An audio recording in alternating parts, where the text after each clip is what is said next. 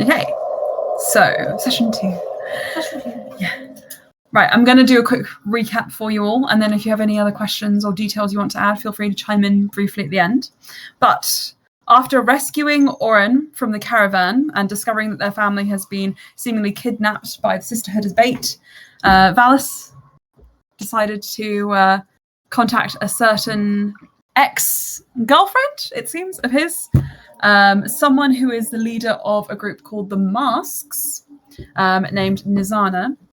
Upon contacting her, she tells you to come to her camp, which is a 2 hours hike from where you guys are roughly now. Some other notable things from the session are this is the first adventure, obviously, that you guys have been on together.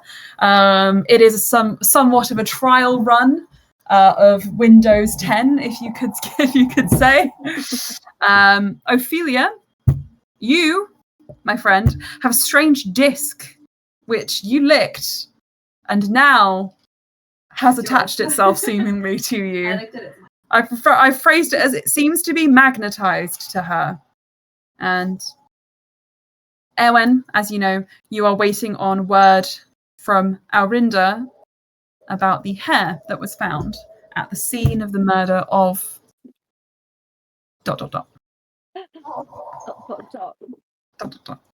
I'm sure everyone knows, but just for the sakes of drama, ... You guys met a couple of NPCs previously. You met Malik, who runs the Idle Hand Tavern. You met Sherlin, who is a disgraced member of the Masks, it seems. And you met Yanel, who is the... Erwin, you know this person to be the regent of one of the ruling monarchs of the Maasai. A quick interjection. Sorry to interrupt. Yes. Just that the music is a little bit loud and is kind of flooding your voice when you're talking. Okay. Let's turn down a bit.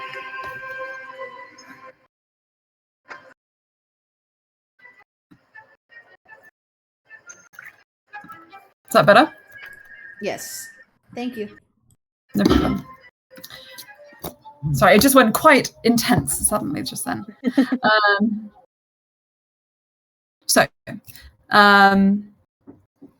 Yanel seems to be the person who, alongside Valas, has brought you all together. Yeah, brought you all together. And Erwin, you especially are surprised to see them here, considering they are supposed to be ruling a country elsewhere. But not here. Not here. Here you are anyway. Does anyone have anything else they want to add? Any questions about the previous game before we go in? How well do I know Yanel? That's kind of up to you. I think that you were probably certainly more friends with Zarina. Yanel is a very quiet person. Zarina is more sociable, outgoing, a bit more just naturally popular. Whereas Yanel is quite a comfort-seeking individual. You would know that they were in a relationship, I think, probably with would they know? Yeah, because you would have seen Valas. That you would have known that they were actually in a relationship with Valas for a very long time. But you don't know, obviously, what the state of that is now, or any of the details surrounding necessarily what happened in that regard. But that's so funny. You should chime in first, Abby, because... Yeah. Okay. I want to go a little bit back, if you don't mind.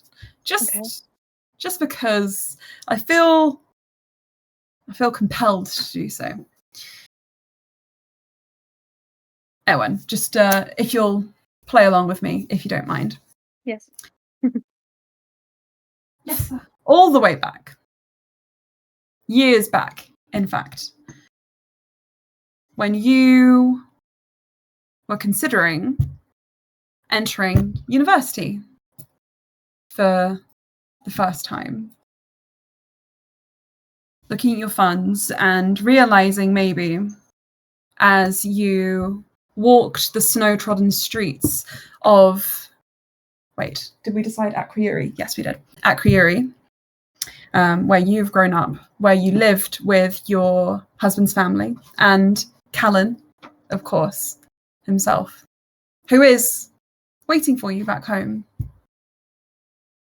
after a long day of working as a royal guard.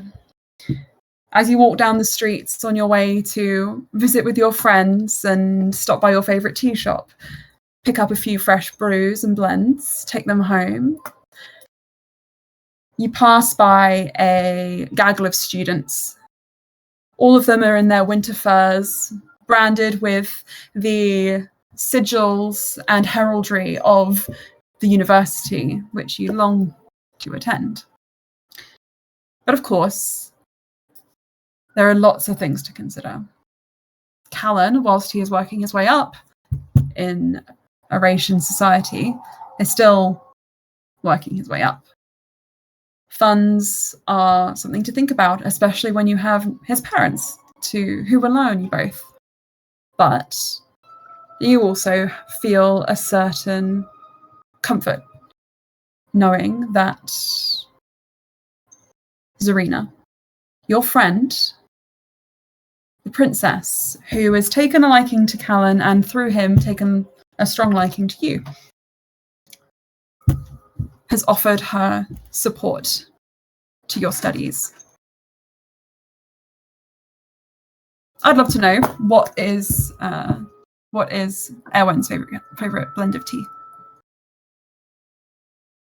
I don't really know tea. Make something up. In a real world. Literally, you probably would know that teas made of nettles, herbs, winterberries, birch are very popular in this area. Teas that are sweetened. Sorry. That's okay. Teas that are sweetened with maple and honey.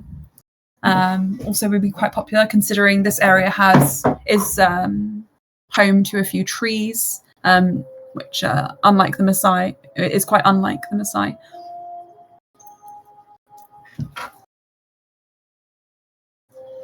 Yeah. Silver needle tea. Okay, we'll just say it's pine needle tea. Pine needle. Yeah, you make one. I yeah. Okay. I'd be like, oh yeah, it's leaves in hot water. Inhabit her. You must become possessed. I love that I chose something that I know nothing about that my character is with. Maybe that was a hard question to catch you off guard with. I'm gonna need a tea lesson. I'm gonna need a tea lesson from the tea expert. That's fine. Sure. Silver needle tea or pine needle tea would be. We'll make that for you next time, Abby. Yeah, Okay. I'll bring some home. Oh no, you're gonna hate it. It's really earthy. It's really earthy. Okay.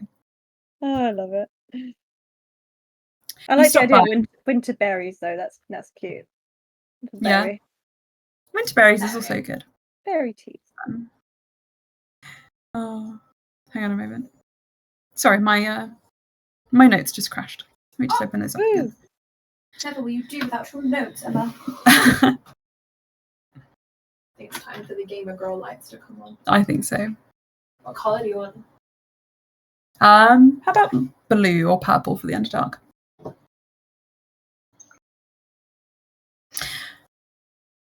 So, I think you know that you live in a fairly affluent area. Whilst you had a humble background, Zarina has offered to help you and has set you up with some state accommodation.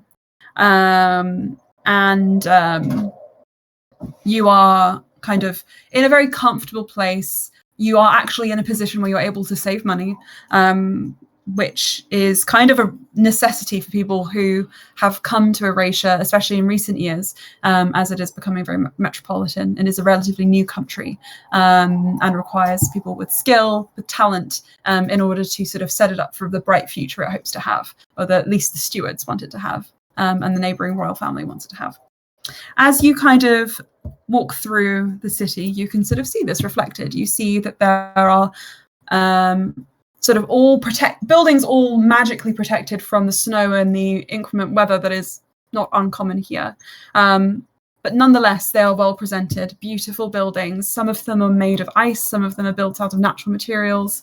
And it's known here that you could go to a cafe, you could go to a tea parlor, which is completely kind of unheard of in the Maasai. There is more culture and learning here.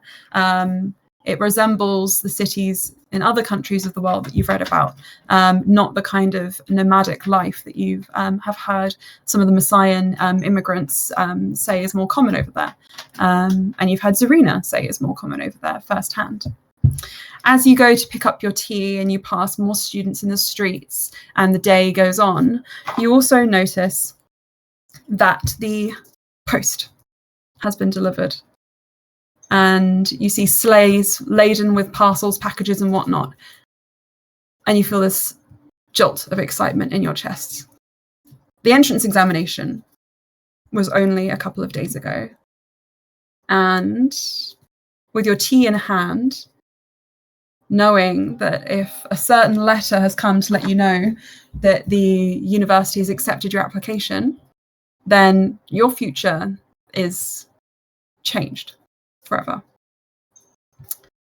And you rush back to your home and you find that letter not in the hands of a postman, but in the hands of a young woman. She is about 6 foot tall. She has long, luscious white hair, piercing green eyes, and slightly tawny, tanned skin. And she leans against the doorway of your house, her arms crossed, a wry kind of smile on her face, and gives you a look up and down. And she says, "What are you all excited for?" Maybe this. And she holds up the letter, which has got the sigil of the university stamped on it.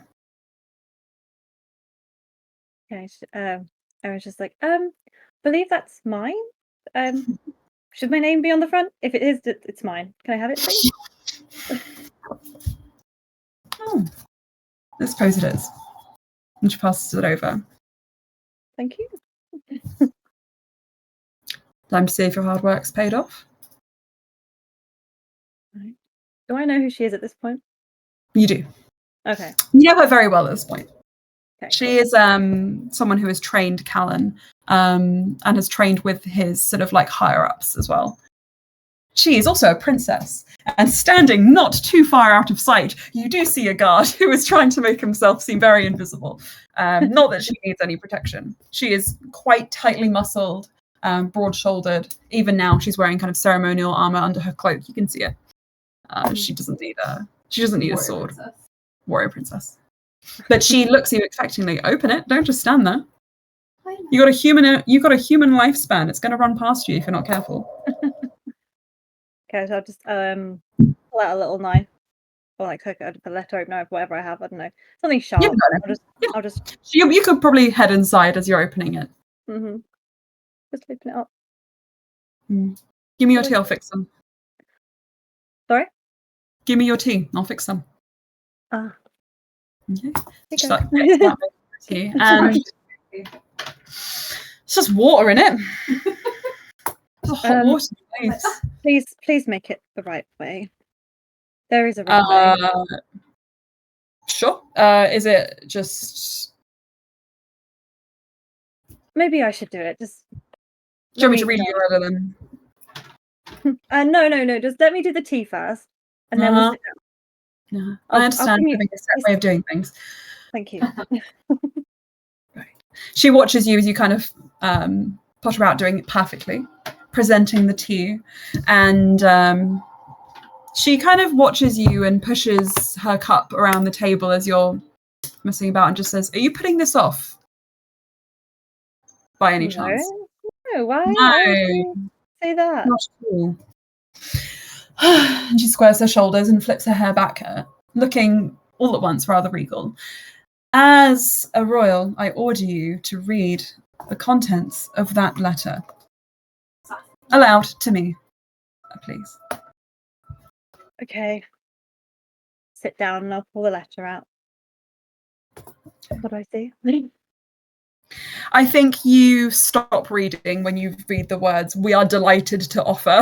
And from beyond that point, you are greeted with a acceptance letter into your course on the university. And I know the kind of magic you're interested in now, but what kind of magic were you pursuing then? Abby? Maybe no. The first thing that popped to my head is like some kind of healing magic. Yeah, okay. Yeah. Definitely. This is a sort of wizardry element. So there is sort of like a sort of arcane healing. Mm-hmm. And also transfiguration would probably be something you would be interested in. Mm. Or transmutation. Yeah. Yeah, cool. So as you sort of say that, a smile breaks open on her face and says, "My good judgment is never wrong. I knew you would make it in. Which is why I prepared you this," and slides something across the table. And you see a scroll of parchment, which is sealed with a royal stamp. Okay. What is it? Well, you seem to have an aversion to opening letters, so I guess I can open it for you. Yes. And she kind of flips it open, and she says, "I am giving you a gift, and I expect nothing in return." She gives you a little smile. "I know that you've been trying very hard to save your money, and I thought it might be, I was just thinking the other day that it might be a good idea to take that away and let you use your money for whatever you want. I know you love clothes, tea, fine things, and so, yeah, tuition. You never have to worry about a thing again, or at least with regards to your education." Are you sure? Do I look unsure? I mean, thank you. She kind of leans forward and gives you she like touches the back of your hand lightly. "I see great promise in you. That's all, I suppose." Can I give you a hug? Absolutely. Yes. Absolutely. Okay. She'll run over and give her the really big tight squeeze. Just like. Gosh, you remind me of someone sometimes. Pats you on the shoulders. Good. Enough of that now. But tea. Tea is something I can do. And she kind of has a pleased look on her face as you guys discuss over tea all of the amazing things that you will get up to over the course of your studies. But you won't get up to them, will you? And you kind of feel this sort of like jolt in your chest. And she's sitting opposite you, smiling, expecting nothing in return. Looking elegant and calm and poised, never having to worry about anything. And you hear just a voice in the back of your head. "Don't you hate it? Don't you resent it?" Make me a perception check, please. Oh gosh, all right. Well, straight up. 14, 16. 16. You kind of whip around and look over your shoulder, and as you do, your head hits the floor. Ow! And you're lying down on your bedroll at camp. Just a dream or a memory.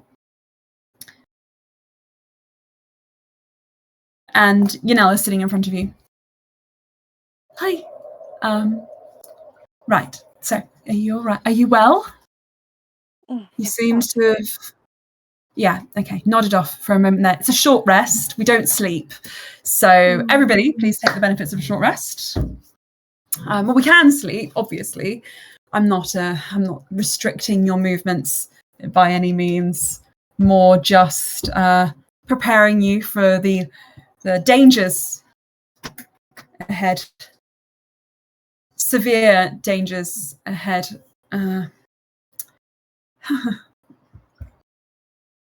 And it is, as far as you're aware, where you guys left off at the end of the previous game. You were all sort of like in the aftermath of Valas texting Nizana, texting Nizana. Texting Hey, bitch. Hey, bitch, I'm back. In the aftermath of Valas reaching out to Nizana, preparing yourself for the 2-hour hike, which Valas, as you kind of follow Nizana's instructions, speaking with her over the phone, or at least over the mobile stone, speaking with her, are able to discern that whilst it's a short distance from where you are in terms of the Underdark, it is a rough distance. They've chosen this camp to be out of the way. You get the impression with the intention of staying there a little longer than they usually do. Okay. Do I know if there are any natural dangers on the way to the camp? You only know that there is a old broken road which you absolutely have to cross if you want to get sort of there, which is just very rocky and could cause either some injury if not taken carefully, or otherwise could slow you down. He's just sitting with the map and a piece of charcoal like by his mouth. When he drags it away, there's like a line. He's like, looks at Eowyn's shoes. Looks back at the map. Okay. Yep. And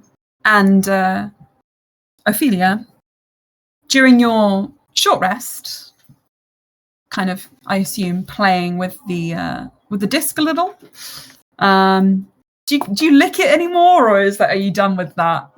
I mean, I only need to really lick it once to determine, Looking at it like, I only need to lick it once. Why must I? No.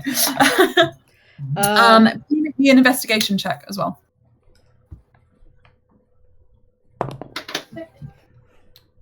That is very nice. A dirty 20. Cool. Dirty 20. As you're kind of like sitting there, retightening your shoes, checking your pack, your senses go, and you look to the right and you see a little bit of bone on the floor. Do you want it? Yes, I would like to pick it up and okay. Inspect you get a little it. duster out and just kind of like excavate around it slightly. Like the fine like archaeologist tools are essentially what she uses as tinkerer's tools. Mm-hmm. So she will inspect, maybe kind of like during the short rest would probably be going through various like rocks, comparing them to this one rock. Got some bones, gonna kind of combine, make a little puzzle of bones, tinkering with a little bit of magic.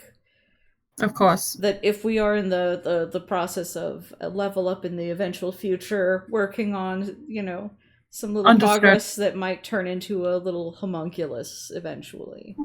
Okay. So, I'm just going to open this. You find, you kind of start digging around this bone. You expect it to be, of a certain size, considering what sort of bone it is. It appears to be, just at a quick glance, a deer bone or a bone of an animal of a similar stature. Which is strange, because in all of your reading about the Underdark and the sort of fauna and flora you might find here, deer off the list. However, you kind of get an understanding of what the fuckery is going on when you realize this bone has something carved into it. It is the size of maybe a small pebble or crystal that might fit in your palm. A knuckle bone, would be a good equivalent. And when you look it over, you see that there is something carved on the side, and it is actually in Undercommon, which I believe you vaguely understand. I don't actually have Undercommon, so oh my God. I will take it over to runes to. you don't seem to recognize, but maybe feel could be Undercommon-esque. Because I've already given you that. I will take it to Valas and be like, I found this. It is a bone. I have confirmed this via tasting it. You know, it's like, ah. Valas looks bemused. Yeah. And what about the bone? It's got Everyone's just very disgusted. rune. You have to taste things to know what the mineral content is.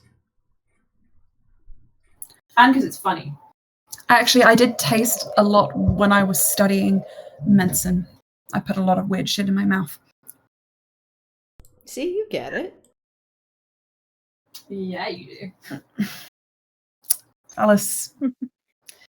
Ophelia, I'd love to know more about your bones. She brought it to me, so obviously it's to do with me, not you. Do you recognize the bone? Yeah. Can I look at the bone? You can. You immediately recognize it. It says maybe on it. Oh, is this like a fortune-telling bone? Yeah, it just says maybe, though. He's like, it's a shitty fortune-telling bone, I think. Maybe. What kind of answer is that? Mm-hmm. A magic 8 bone. Valas and Ophelia. Actually, everyone, make me an intelligence check. Just based on this. Okay. That sounds about right. 10.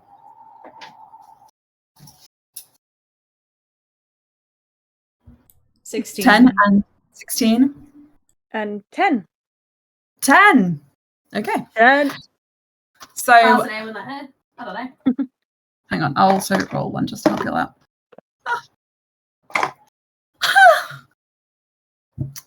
Not my list of priorities. Thinking about. No idea. So they all seem to have no idea. Ophelia, I'm gonna send you something. Vaz is flicking it in the air though, and just asking it random questions. Yep. All the answers are maybe. And Ophelia, I know that this what I've just sent to your character notes has some slight differences in the description. I've just made it more Underdarky flavor. So changed Draconic to Undercommon. And finger bones to deer bones. Otherwise, it is precisely this item. You have found a scrying bone, but just one of them. And you realize that as you're sort of seeing maybe, if the existence of the maybe bone suggests the existence of a yes bone and a no bone somewhere, but where? Your quest for bones. Well, I will continue looking, like, essentially kind of scraping this area while we were resting. Gotcha. No problem. That sounds good. Make me just one more investigation check, just for the sakes of it.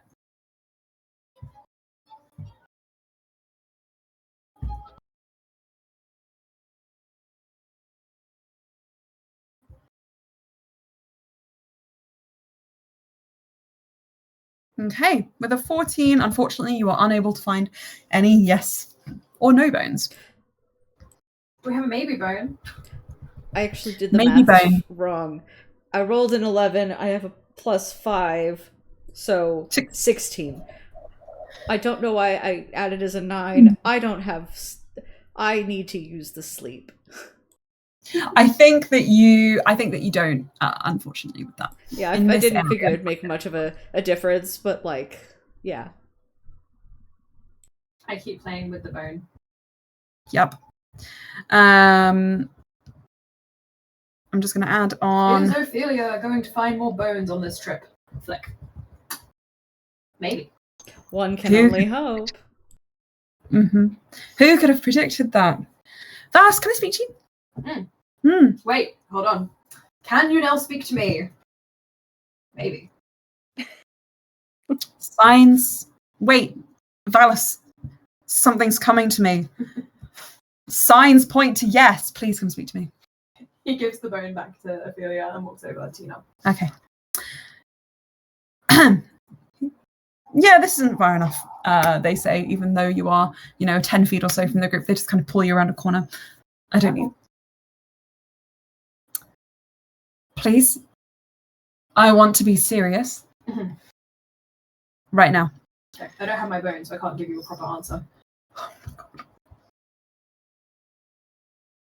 I'm being serious. Yep, I know.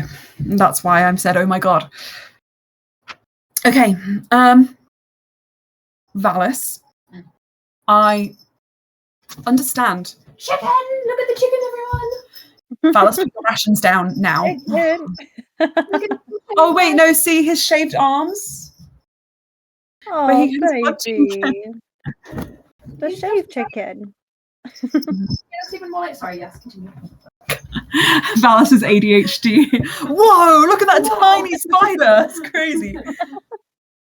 Okay. Is that a chicken? Is that a chicken? Okay, where do I even start?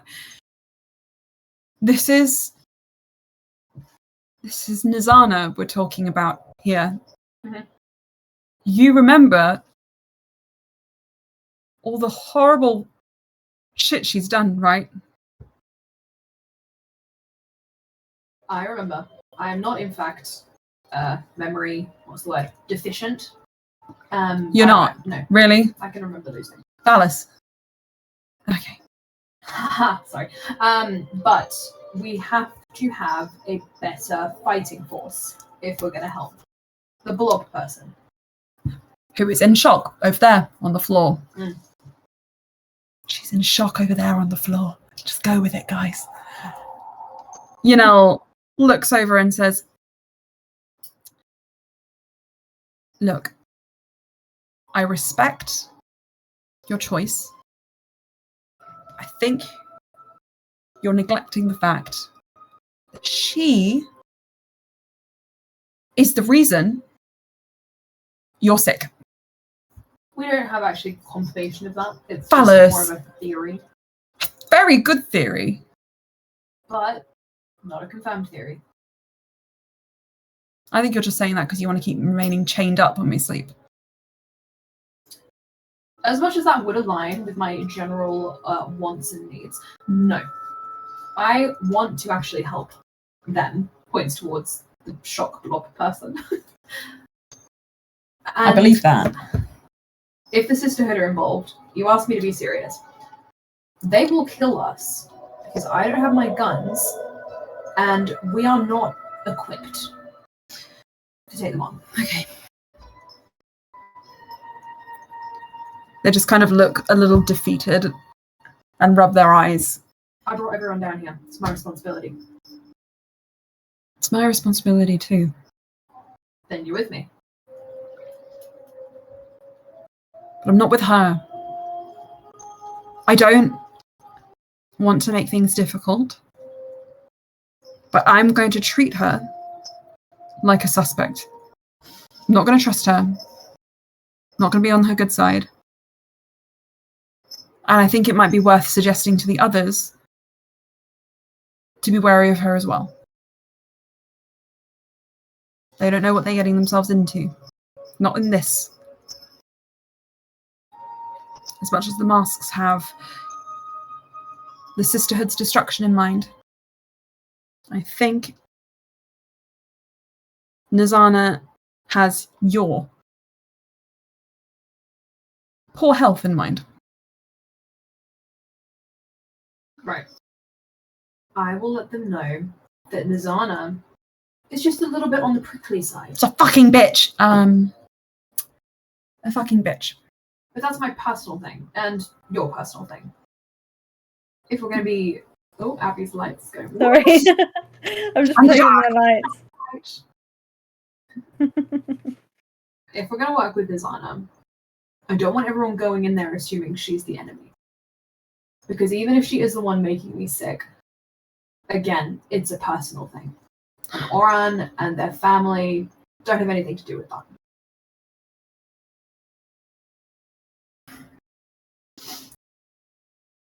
Make a persuasion check, please.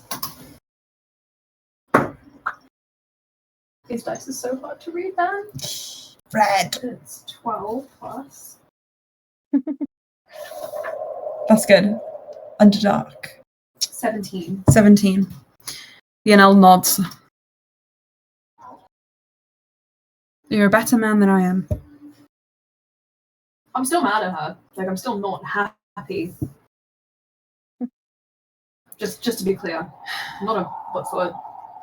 I'm not a masochist. Well, not in that way. Valas.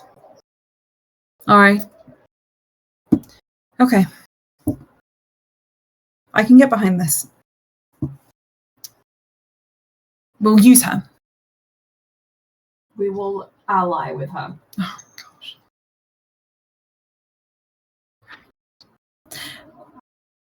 And then, once we've got Oren's family back, we will... Get my guns and go. And search for evidence that she might be fucking with you. That too. Although I'm not really sure how we're going to prove that. Well, okay, how about this? When we get topside, if it looks like we might be having a continued alliance with her, we'll at least tell the others what we suspect. They don't have to know anything else. I don't want to force you through that. Continued alliance is dependent on one thing.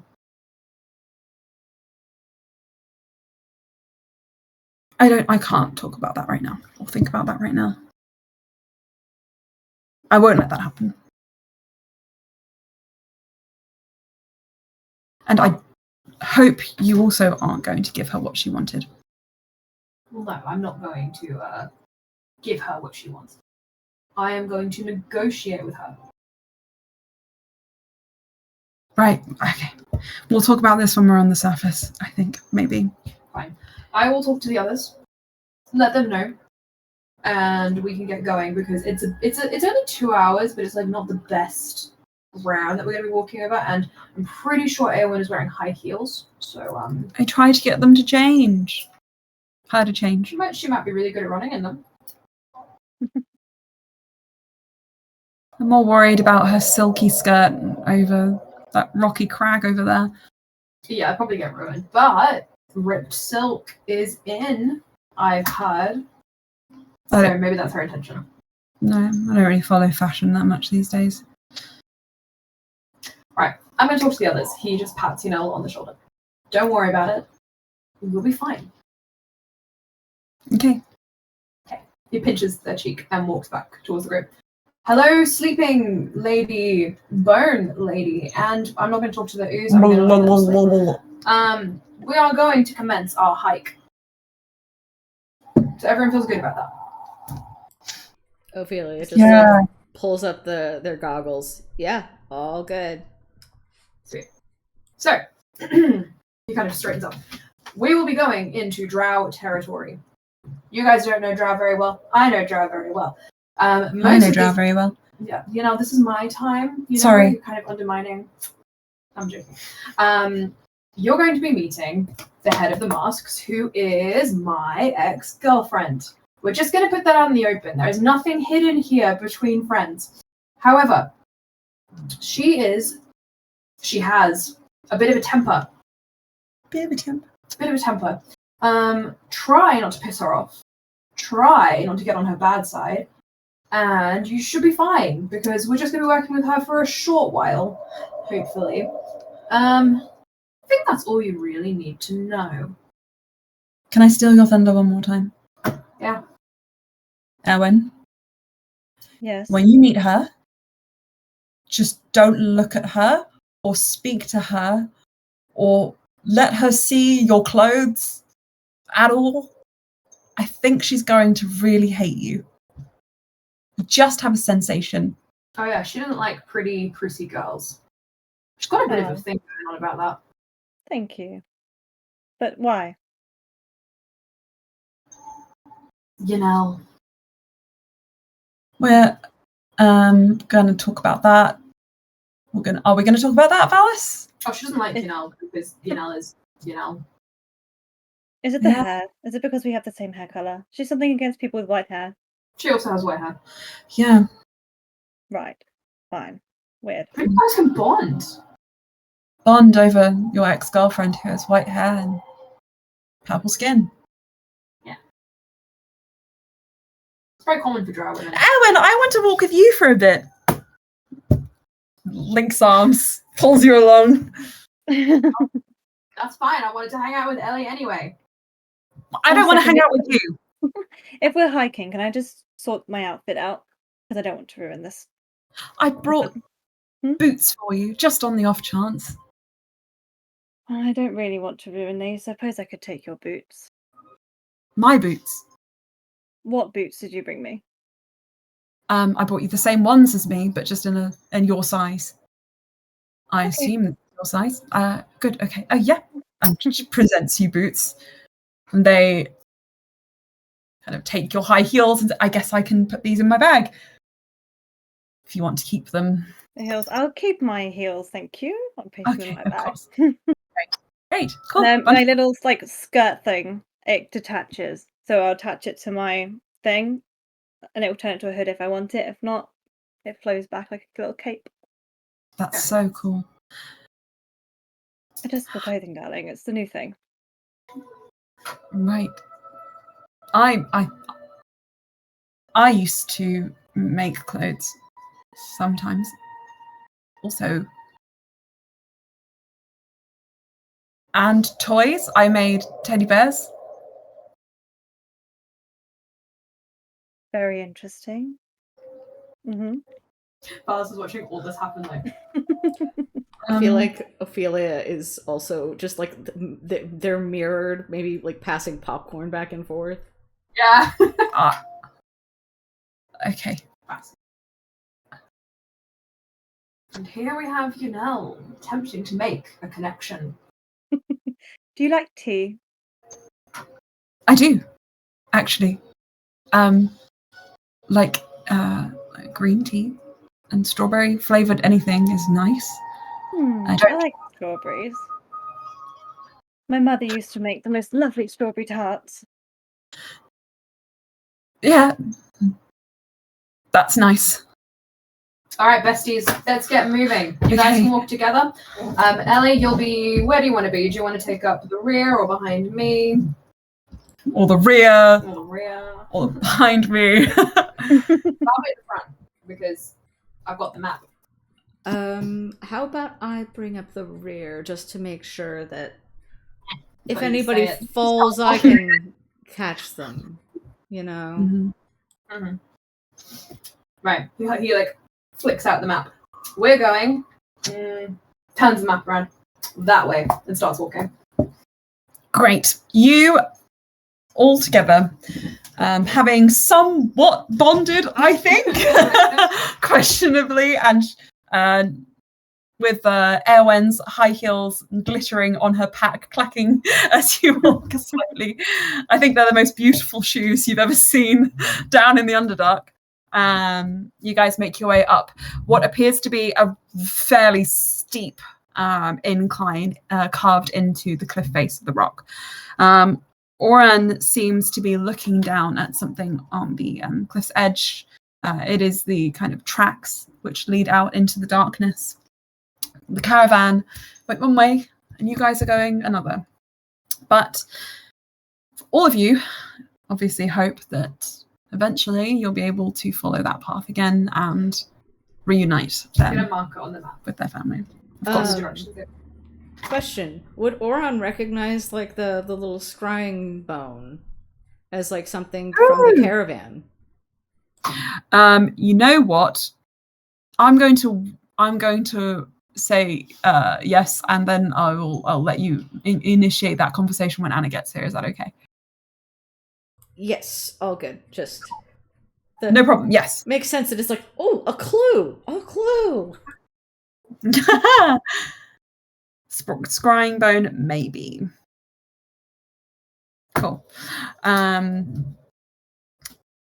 So as you kind of carry on, you see the rocky crag turn into one of those V-shaped narrow valleys, the same kind that you walked through to get to this sort of like twisting road.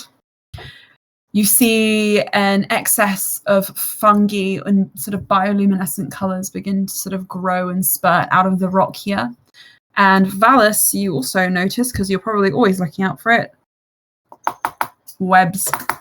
The slight hint of old webbing is kind of coming off of some of these mushrooms.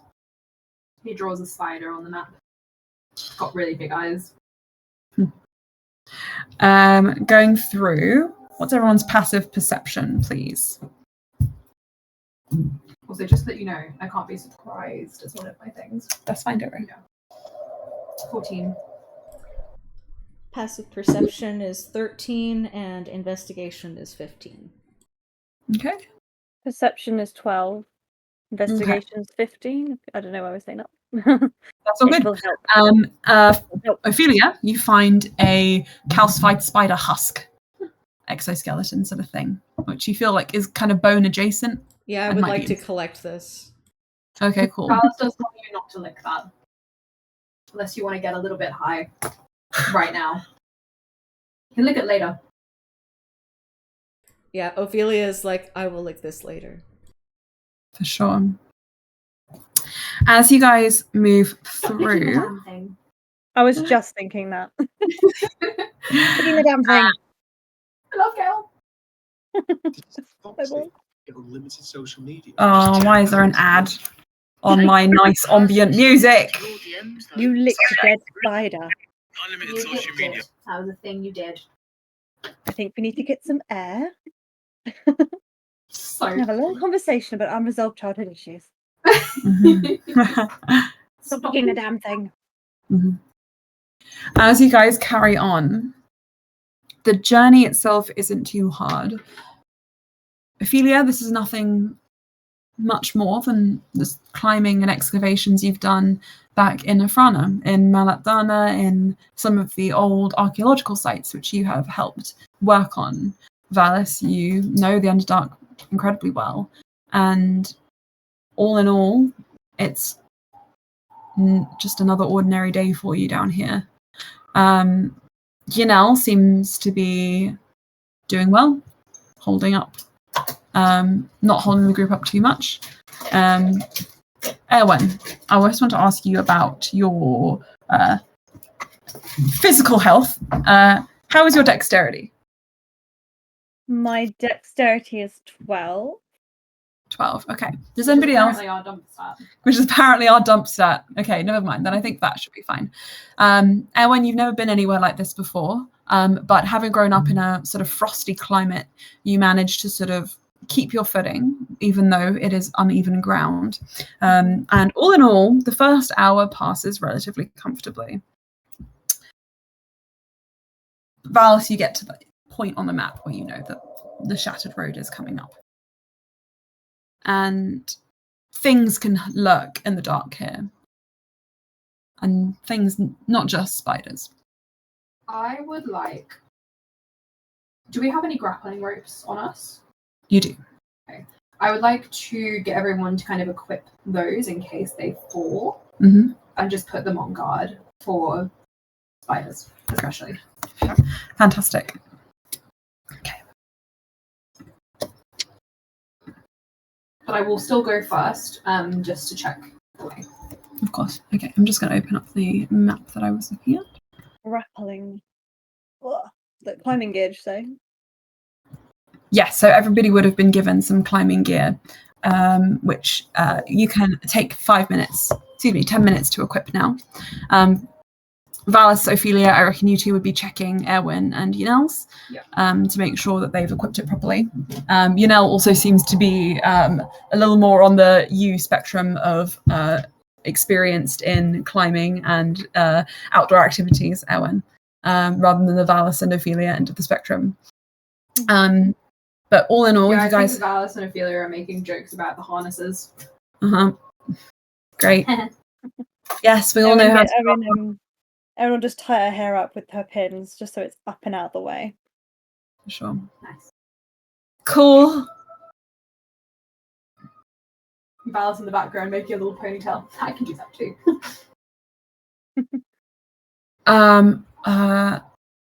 I can just braids their hair, ties a little pink ribbon at the end. There we go. Sorted. Very sexy. Right. Cute. I'm gonna go. Stay down. Stay quiet. You'll be fine. Anna! Oh my god! Hello, Anna. Valis, you kind of start. I think if you're going first, then I'll have you make dexterity checks, please. Do you have Tinkerer's tools? Do I have them? Are you proficient with them? I will be. I don't know. That's fine. No, I won't do it this way just for now because I think it makes more sense this way. Can you make me a dexterity check as you reach the midpoint of this kind of like shattered road? Check. Yeah, I want you to make me a dexterity check, and the idea is that you are sick. The idea is that you are setting up a safety line as you go, which the others can use going back and forth over this. Yeah, going back and forth over this rocky kind of like broken road. To make sure that if somebody falls, they have something to grab onto and attach themselves to. So your natural 20, you manage, you know what? You've walked this path before and you find, I think, some of the old kind of like hooks which have been set up by previous mask members. And you, after checking the integrity of them, you're able to secure a line, which makes moving through here a lot easier. This area is considered difficult terrain, which means you're going to be using half of your movement to get your usual walking speed. So you're going to be walking at 15 feet per round, the majority of you. Yanel sort of says, Valis, are we considering the fact that there may be things that can get us from above? Above, below, the sides, diagonally. So many options. Right. Okay. I wonder if I should. But I'm going first. So if anything is waiting, I'll shoot it. With what? Oh. With my janky gun. And it's safe? It's just big. It's not very he kind of picks up the blaster. It's not very sexy. It's kind of shakes it, it rattles a bit. Yeah. Okay. I think for Anna's sake, Oren, as you're kind of being led on this 2-hour hike to the not Sisterhood, the Masks camp, you reflect on everything that's happened so far, your family supposedly being kidnapped, being abandoned down in these caverns for as long as you were. And you also recall one detail, which I wanted to mention to you, but you were not here, so I'm going to mention it to you now, which is that as you were leaving the area where the kind of the attack took place, you noticed that there were the distinctive footprints that only kobolds could leave behind, kind of marking the path, scratches on the rock, occasionally spotting signs of a struggle. No, not much blood, really. Not enough, you would think, for anyone to have been hurt seriously or killed, God forbid. But something that Valis, I think you would have come to as well, this realization after Oren would have noticed this, is that the footprints where the caravan, in the direction the caravan was heading, at one point just suddenly stopped, which suggested that whoever was there could all fit in the caravan and use it to travel rather than walking alongside it. So Oren, Valis, you both come across two options. One is that the amount of sisterhood there is few. Or they have another base. Well, I was going to say something else. The amount of sisterhood they have there is few, and they were able to fit, say, maybe 4 of them in with the other 5 medium-sized hostages plus the small hostage. Or that there were more sisterhood, up to 9 medium creatures could have fit in that caravan, and they kept only maybe 1 hostage alive and the rest were done away with. Valis, that's probably what you think. initially, and you can choose whether or not over the course of this journey, if you want to share that with Oran. I don't think you will. Okay. I don't think you're going to say that to the traumatized Rob. Yep. Yanel, I think, looks back at Oran and just says, Oran, how do you wear gear? Oh, I think because they'd be in sort of humanoid form. I think I've got light armor. Is that Okay, you're wearing things now. I am. Do you need... Yes, I'm wearing leathers, and so it appears. I will demonstrate for them like the armor sort of like coming off, but it's going in. And then just like very slowly it comes back. Oh my goodness. Fair enough. Can you climb up walls? Okay, technically I'm I think I just have a normal climbing speed. I don't have like... So you're just like us. Really? I think. Yeah. Sorry. The kobolds. They're on my mind. Sorry. That's okay. We're going to people who can help, I think. Sorry. We're on our way to people who can help you. They specialize in tracking down the kinds of people who hurt your family. Okay. Thank you. Emma, were you all talking before about like how you'd be able to... I think I came in when one of you was saying like, how do we look out for stuff coming from above? Yes. I have passive perception of 17. Oh, perfect. Because of the feet. I think if Roran sort of like caught that conversation, I think they'd offer to like lie at the top. I think you can kind of like morph a like fake-ish, but like obviously an eye like looking thing on the top of your head, like an eye stalk or something, to like look around. If you want to take it that far. Just for vibes, like a little snail or something like that. Which sort of you can spin around to sort of look around properly. And as you guys carry on down this path, Valas, being at the head of the group, you suddenly hold up your hand and come to a stop. I'm going, right, okay, guys, I have never used this thing before, so we're all learning this together. Please bear with me. In your D&D Beyond campaign for Beyond the Dimension Door, there should be an option called Maps. Okay? Whoa.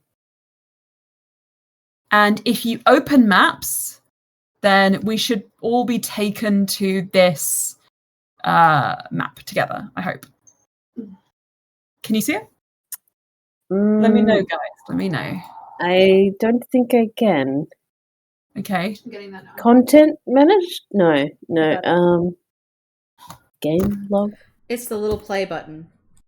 Yeah, it's a play button. Sorry, yes, play The button. music changed just as I opened it. I was like, wow, there's music. But no, it's because the music changed to like this jaunty tavern. Yes! Like, Yes, it works. Lily, can you see it? Yeah. Okay. Lily, can you try clicking on Valis? Yeah, I can move him. Okay. Fab. Do you want to put him back where he was? Just so that we have everyone together. The only thing about maps in D&D Beyond is, unfortunately, it is still in its kind of like beta mode. So there are just some things you need to be careful of. There is a ruler, which you can use to click and drag. Before you do anything movement-wise with your characters, please use the ruler to make sure you can move that far, because there are no grids on this map, and there's no snapping to the grid. So you have Okay. to just Sick. you just have to use the ruler to make sure you can get somewhere, if that's okay. Mm-hmm. All right. And please do that before you move your character. If we make a couple mistakes along the way, it doesn't matter. We're learning this. But until then, What's yes, happening that's to my lighting? Wait. I'm in very blue now. He's going from like purple to like very blue. How the camera's like picking out. Classic underdog. Mm. It's not changing at all. It's literally just the camera. It's like picking up the different colours. Oh wow! Oh, that's very dramatic. okay. Camera. Ever changing colours of my room right now. It's pretty cool. I can't understand the blue. It's like, what is it? Is it blue? Is it purple? I don't know. So wait, is it all one color? From your perspective? Yeah, it's just one colour. It's just the one blue, like a purple even. But it keeps coming up as different colours. Like I don't know. Whenever I change, Oh, it's so cool! I'm obsessed with I don't that. think I have it changing. Let me check it. You're going I mean, crazy now.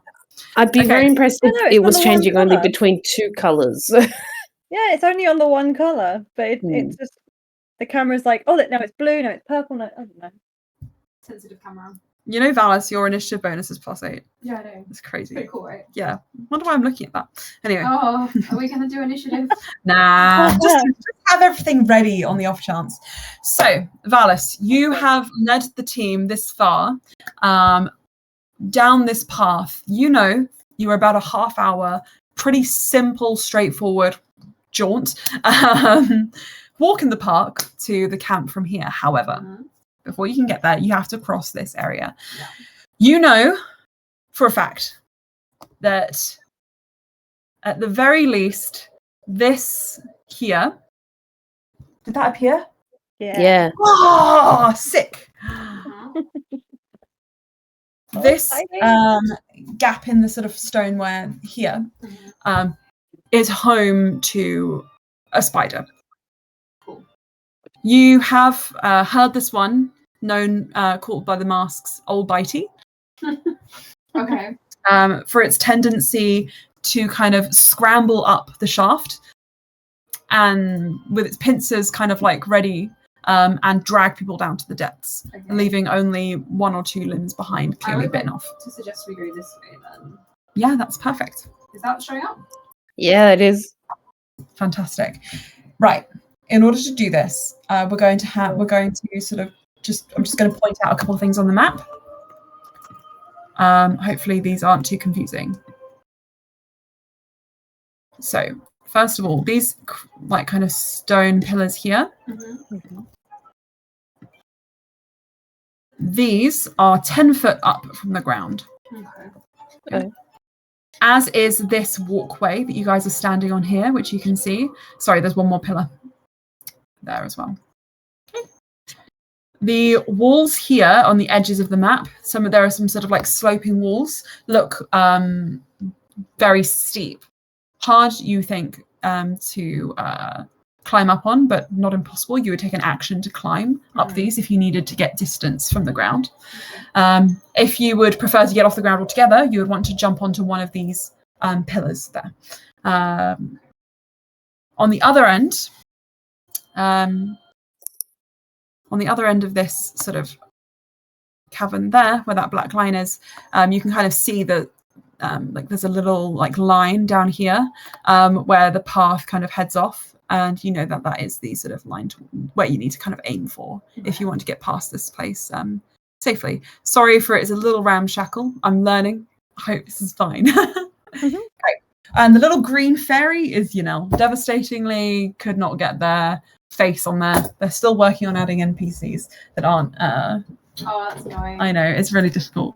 So I had to make them as a little companion for Valis in your character sheet. My fairy. Yeah. She was a fairy. Okay. I would like, before we all roll initiative and start this kind of like, just for my sakes, so I know the turn order, I would like everyone to make me a stealth check, please. And the way we're going to do stealth for this is we're all going to roll together and divide it by the amount of people who rolled. And there is a certain threshold you'll need to pass. 18. And Yanel is going to cast guidance on who looks like they need the most help. 19. Erwen, I think, potentially. Or Okay. Oran, actually, Um, Oran being a slimy, wimey, blimey. I got Um, 16.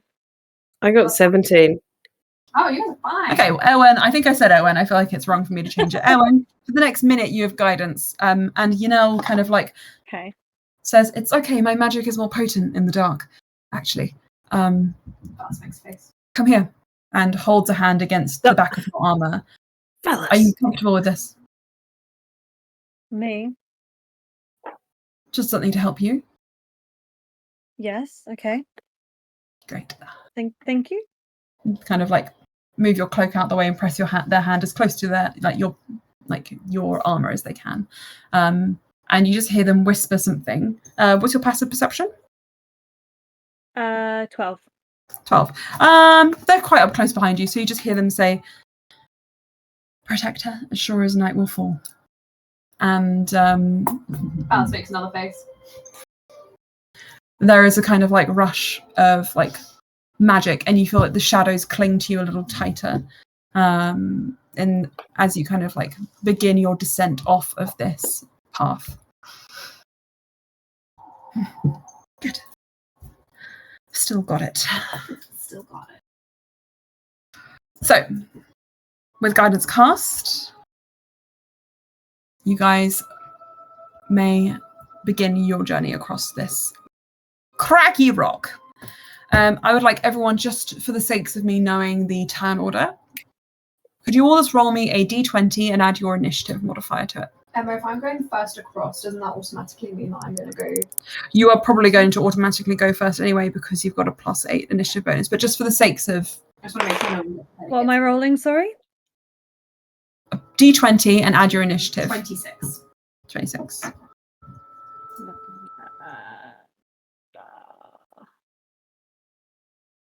Where is it? Where am I? Your initiative there bonus it is is. 1. There it is. Yeah, 1. 12. Okay. Like, where is it? I can't see it. Oh. Sorry. 4. Yep. Some things never change, Anna. Some things never Good change. morning, Anna. Good morning. Good morning. Good morning. What did you say, Awen? Natural 20 for 23. Fabulous. You So, were the one I 12 and then 23. Fabulous. Great. So, Valas, obviously, you are heading in first and you slowly drop down. Do you want to describe the kind of like way Valas moves in the Underdark, or are you happy for me to take control of that? Valas moves very quickly and very lightly on his feet. Kind of the way befitting his scout position, I would say. But he tends to stick to the shadows more than any sort of lit area. Okay. You manage to get as far as you'd like, so... He dashes, so I know where he's going to move. Okay, do you want to move him for me? I have measured it. Fabulous. He goes... So, like, how can I select him? So you just click on him. Token browser. I move up here, and then I go here. Fantastic. Great. My token's gone red. It hasn't gone red for me. Okay. Okay. Right. Ophelia. You see Valas sort of line the path for you. Ellie will do the exact same movements, just copying. Okay. Good.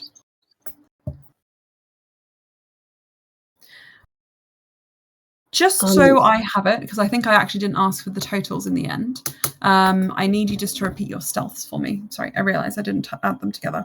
18. That was a mistake on my end. 18, and we had from Erwen.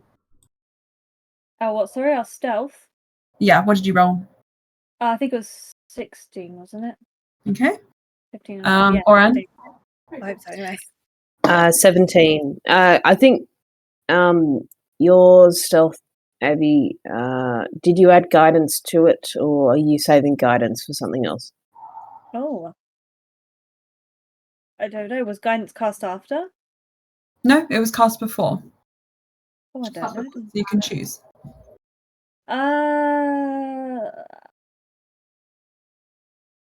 The 16 seems pretty good. Yeah, I was thinking I might keep it. Yeah. Fair enough. Yes. And Aelin? I had a 19. Okay, perfect. Divided by 6. Pretty good. Hang on. 18. Perfect total. Great. Cracking my neck, sorry. You're rolling for old Bitey. Crunch, crunch. Mm. Next up, after you, Old Bitey, Ellen? just realised. Erwin, Oh, yeah. it is your turn to move. I will also do the same. Okay, you follow them down there. Oh, why can't I At read which my point, Yanel is going to delay Oran until you are able to walk as well, and you guys can move simultaneously. They don't want to leave you behind when they're a healer who could potentially protect you. And considering you're in a state of fear, somewhat, and distress, they want to make sure they stay by your side. So the two of you going together, all of you make it this far. Valas, you think it's just one more dash to go behind Ophelia. Oh, and yeah. It's not, is it? It's just one more dash until you make your way to the other end of this cavern. Hang on a moment. Mine wouldn't move, so I just refreshed it and it let me move my person. That's super fine. I'm just Yeah. Oh, you're putting something right now. I was going to say, if nothing happens until Valas will delay until everyone else has gone across. He'll stay in the middle and then go. okay. Well, we can just you guys can discuss it when you get there. So Oren Where and we are right now. Oren and Yanel approach, and Yanel says, "I think those webs mean bad news." Is it the webs over the white area? Yeah. The red area is area that is lifted away from the ground. And I think everybody knows, kind of can see where those are. So I'm going to just get rid of those so that we don't have any distractions. Yanel follows up with you. Does someone describe that there's a spider down there? Yes, you know that. Okay. Um, Could I... dash is an action, isn't it? It is, but it would be Valis first. So if you just hold, if you want to go a bit further than that, then you can. But after that, just hold. I'm just thinking I could do a spell. Silent image. Oh, it's got a... Or is it? It's an action. Oh, shit. But I don't have an action anyway. Wait. Yes, I do. You are if in I'm the back turn here... order. If you choose not to... If you choose to... someone drew on it. If you choose to dash, then... then I would that's okay. use up my I'm going action. to just say... oh my god. Ew. Oh, I see the spider. That was Erwen, and it is not allowed. Valis I didn't draw that, I promise. Also, I couldn't move that far. I can move that far. I didn't ruler it first. You're playing Valas as graffiti this area. Probably. I didn't draw the spider. It was not me. I drew a line by accident because I was trying to use the ruler and I pressed the wrong button. Did you draw the spider? Okay, don't worry. I've already erased it because there's going to be a real spider there soon. Okay. I like my art. I love your question. Yes. Before my turn ends, can I? So I'm told that there's a huge spider down there called Old Bitey. We're trying not to disturb it. Old Bitey. Okay. Oh, you know what? This made much more sense in my head just before I was thinking casting silent image so that it covers some of the top gap. So it makes it look like there's like actually, you know what? There's no. It might be worthwhile. There's no like disturbance of shadows or like anything on the cave above. That's what it would look like. It's just like a still image, so that from the spider's perspective, looking up at least looking, nothing's kind of changing. Let me just check. It's a 15-foot cube. Okay, that's a bit. Can I say something that Alice would have told you along the way? I think is that the spiders would be mostly relying. I think sight is a thing, but mostly on vibrations. Okay. Yeah. All right. So to watch your footfall mostly. If that's the case, then I think I might do my dash action. That's fine. Do you want to go a bit further? Yeah. So I think measuring. It was about here. That's fine. Yanel will follow on with you, and here we go. Down to there. And Erwin, if you want to also, you can also get alongside the rest of the team. A little bit further. Would Erwin be able to... Should Yanel be with Erwin, since Erwin doesn't have the dark vision? That's fair enough. That's a very good point, actually. Yeah, so Erwin, Yanel will help you. Yeah, I'm blind. Erwin, should you need a set of eyes? For you, it's pitch dark here, and you actually sort of, as you sort of like rush up to the to be at Yanel's sort of side, your foot slips, and you feel just like a drop beneath. You manage to catch yourself, and you just notice that the dark is more intense just to your left, as there is a sort of like tunnel leading down. You hear one of the rocks bounce and just kind of pitter out as it hits the bottom, far further than you would expect it to go. Valas, you kind of tense up, and the rest of you kind of look around, squatting in the shadows here, as you hear a slight scuttling sound. And from the direction of the webs, you just see one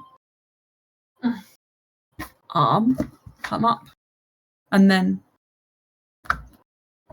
another just come up, followed by pincers. This would be considered, I mean, I can show you. Oh. Right. And I can't see this. I can't see any of this. Ew.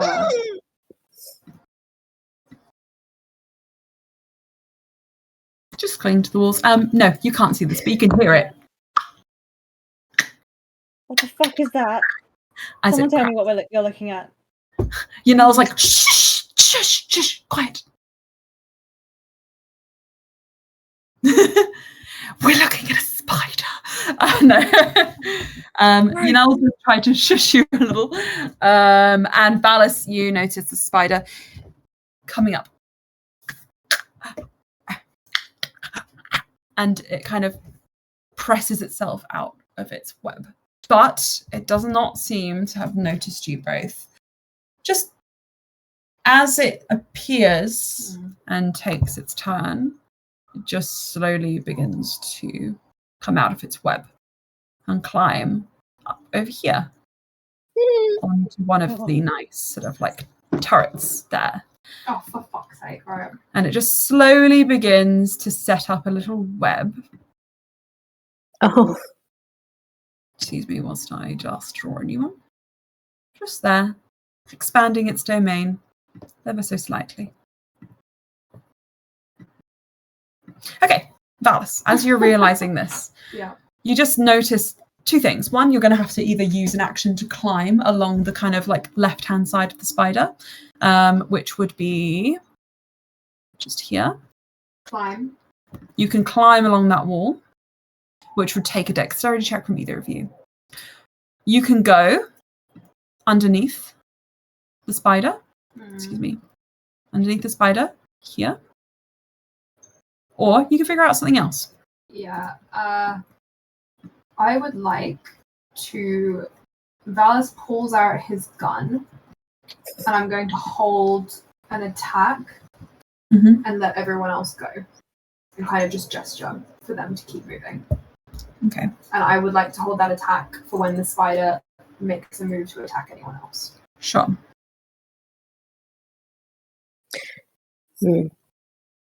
I'll move slightly here. If I can.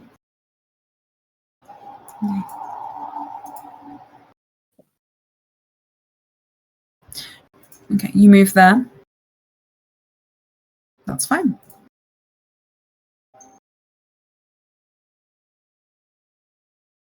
Move on then in the turn order from Valas to Ophelia. By the 23, Valas has taken up his station and signals to you to move on. What do you do?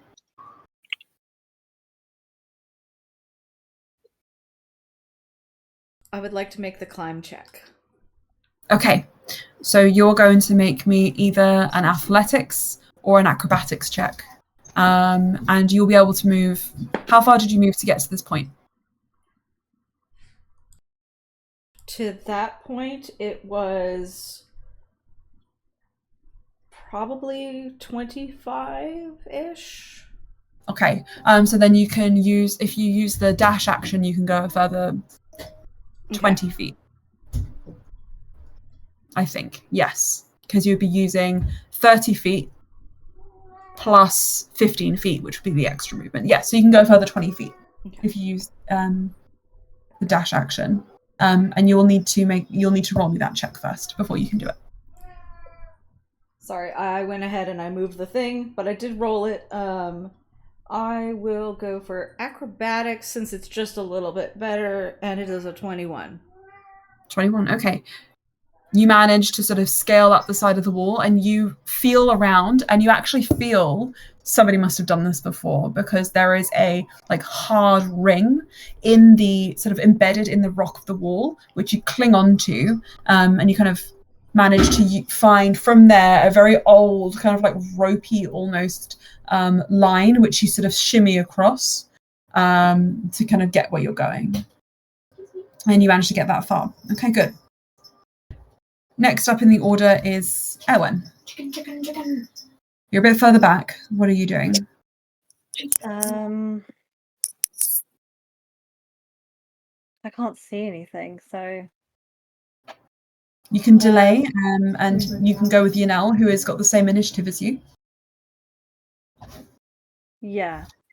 Okay, then Anyway, I'll follow you now. for sure. Yanel is going to. It looks torn between the two, and decides instead to follow Ophelia's lead and make the climb. So they're going to move 30 feet and then dash, which is exactly what Ophelia did. So Ophelia hasn't moved on my map. okay. No, she has now. So I was so Erwin, I'm going to interested move as you soon as as I said well, that, if it's like, okay with that. Yeah. Okay. Erwin, I need you then to make either an athletics or an acrobatics check to see if you're going to make it. Okay.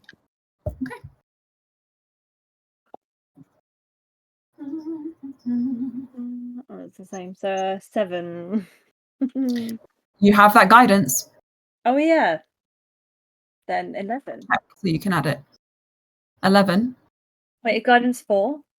You roll it. So roll Oh, a I roll d4. it. I just thought it was 4 for some reason. Right. Oh, 5. So 12. Oh wait, no, wait. I'm not rolling. I roll a 4. What do I roll? D4, D4, yeah. I'm just rolling any dice that I pick up. Apparently. Oh, a 4. Look at that. 11. 11 okay. after all. So, something you know about I got the Messiahs, 4 right. about Yanel, is being the child of the king, they often went on something called migration, which is when they travel around the ice in order to preserve it and help keep the balance of nature in the Maasai sort of carefully protected. That is quite an extraneous activity. You know that this individual did not do that very often, but they did it before, and they have done it, and they have some experience in climbing, and they are able to sort of call on that now. You can tell they have a little bit of experience in this to sort of grip onto the wall, and they make it just behind you. Ophelia, but they hold back, just like waiting for you, Erwin, to make sure you also make it. Erwin, you step up on the side, you grip on to that sort of like ring that you found, that Ophelia found and has pointed out to you, and Yanel's also tried to like guide you to, and you just feel it buckle, and there is a loud clang, like clattering sound, as it pings out of the wall, like sending a shower of rock with it. And Valas, the spider, just goes and turns its head right towards Erwin. I would like to shoot it. Okay. No. I mean, the second the spider turns, he's gonna cock the blaster and shoot for a natural 20. You can take a look. I believe you. Which is 27 to hit. Hell yeah. Ooh. Double damage, I believe. Damn. Yes. So you double your dice and then add your additions. 4 plus 3 is 7, which is 14 damage. Ooh. Okay. Sick. Piercing damage. Brilliant. Wow. Let me just get a. I was going to offer to do a distraction, but things have changed very quickly. That's fine. Hang on a moment.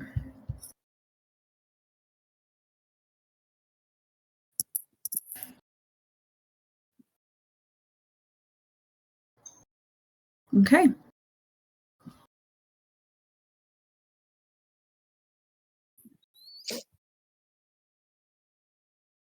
Let me just say. Sorry, I'm just opening this up so that I know that you guys, I can keep track of this. Okay, let's go. And Oren had 4, Erwin had 12, Ophelia had 23, Valas had 26, had 12. Perfect. Okay. So, Valas, you rolled how much damage? 14. 14. Damn fucking damn. He's not messing around. Nah. Fair enough. Okay. With a 14 damage, you guys watch as Valas's gun explodes. There's a strong kickback, Valas, which sends you almost on his ass. Almost on his ass, right by this horrifying drop behind you. Yeah. You kind of like reach back and you feel like your stomach lurch as your hand just goes into nothing, and you catch yourself like fuck, and the gun flails up ahead of you. The bullet ripples through the air and just cleaves right through the left-hand side, causing 2 of the legs to just kind of fly off. And there's like a spurt of blood, which gets Erwin and Oren in that direction. Oh. Valas, you get a little bit on your face as well. Only Yanel and Ophelia are spared from the blood splatter. Like, don't lick it.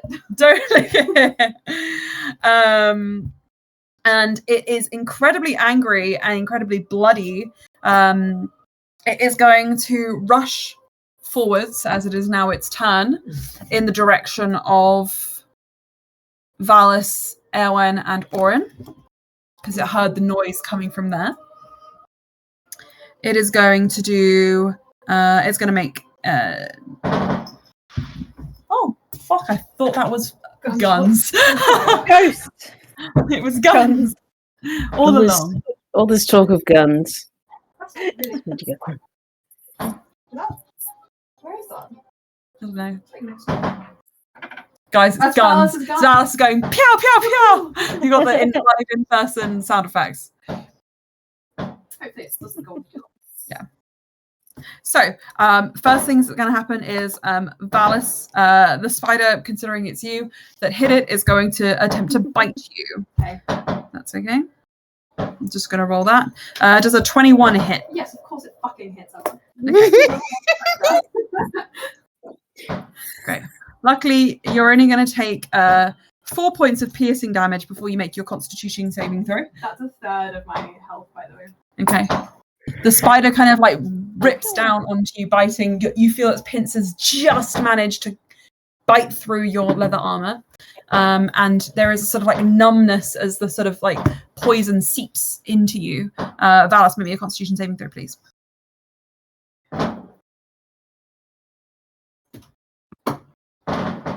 Okay. Pew pew pew. Pew pew pew. Con save. +2 is 17. Thank God. Thank God. Yeah, it would have been really bad. Oh!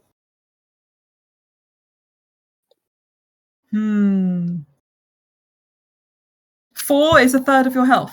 Yeah. We're at level 1. Yeah. Yep. I'm gonna run for the loo. I really need the loo. I'm gonna run That's off. fine. Valis, you are going to take 6 points of poison damage. Are you fucking joking? You're gonna kill him. He's on 2 HP. The spider's is already bloody, to be fair. Valis is almost dead. He's on 2 HP. Yeah. Thank God. Okay, that's not that bad. He just vomits up blood everywhere. You just, Ophelia, you just feel Yanel go like, and is like clearly resisting screaming out loud for him, knowing that the consequences could be terrifying and dire. Valis, you are not reduced to 0 HP. Good. Very good. What happens when I'm reduced to 0? Yeah, bad things. Okay, that is the spider's action though, and it is going to kind of shoot this motherfucker again. it's going to kind of go and start webbing you a little bit, Valis. No. But luckily, because you guys have managed to stealth so well, it doesn't know quite the danger it's in. It seems to only really sense Erwen and Valis, and that is something that Oren, you notice, and you are right next to this thing. Mm-hmm. And you're watching it as it kind of is like attacking Valis slowly by webbing him. What are you gonna do? Question. Does Bardic Inspiration, so that's not a spell. No, that is a bonus action. Can I cast a spell in the same turn? Let me just check. Usually you with Bardic can. Inspiration, yeah. Same as guidance. I just want to 100% check before I say yes. Yeah, bonus action. So you can do bonus action, Bardic Inspiration, and a spell. Okay. Now Fairy Fire has a low sort of. It's. I'll say it looks bloody, as if 1 or 2 more hits might just take it out. So just keep that in mind when you're casting your spells. Okay. It's just my little attacky. I could potentially do 6 damage, but You're level 1. Don't forget that's a lot of damage for a level 1 character. Okay. Valis did 14 on a critical, so it would have been roughly the same. Yes. I think I'll actually dagger, and then is my healing? What is Cure Wounds is? Let's go. Let's pick one. Hey. Okay. Okay. I think I'm gonna dagger. I'm gonna move to sort of like underneath, maybe the upper part, so not the thorax, but the. Yeah. Okay, you're aiming for its undercarriage. Yeah. You get your dagger out. And dagger it. So. Okay. Would you roll me a d20 plus 4 to hit for your dagger? That's an 8. An 8? Okay, let's see.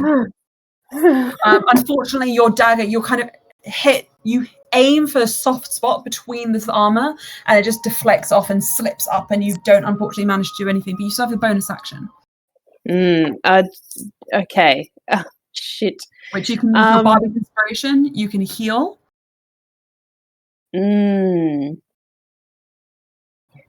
I think you can turn yourself into a pseudopod.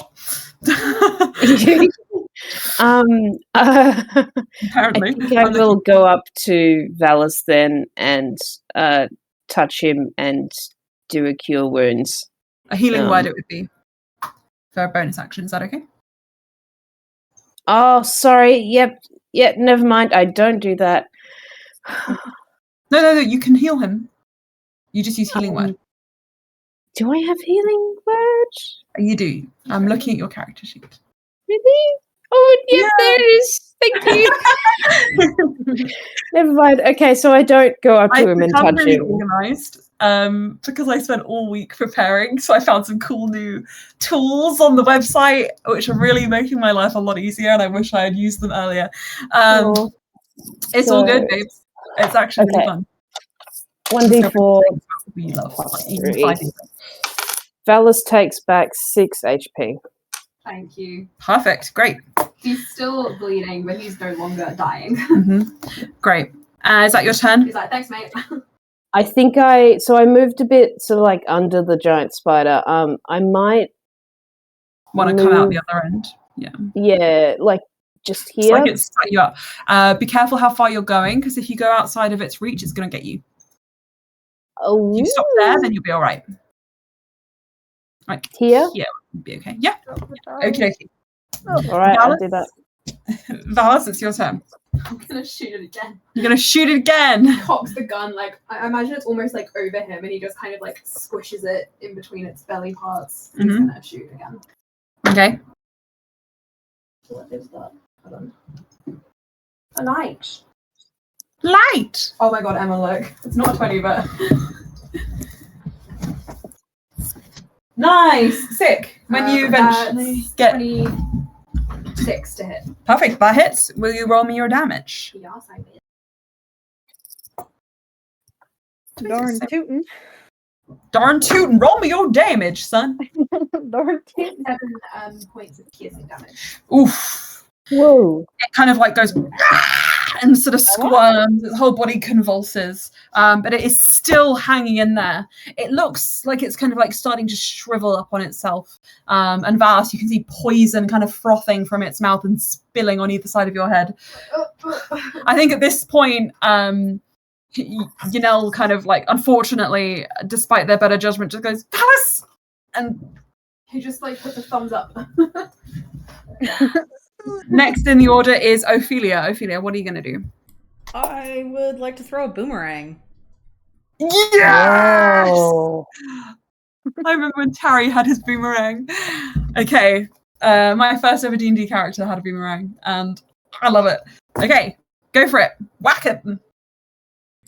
How does a 15 plus 5 do? A dirty 20. Brilliant. Dirty 20 hits. Roll me that damage.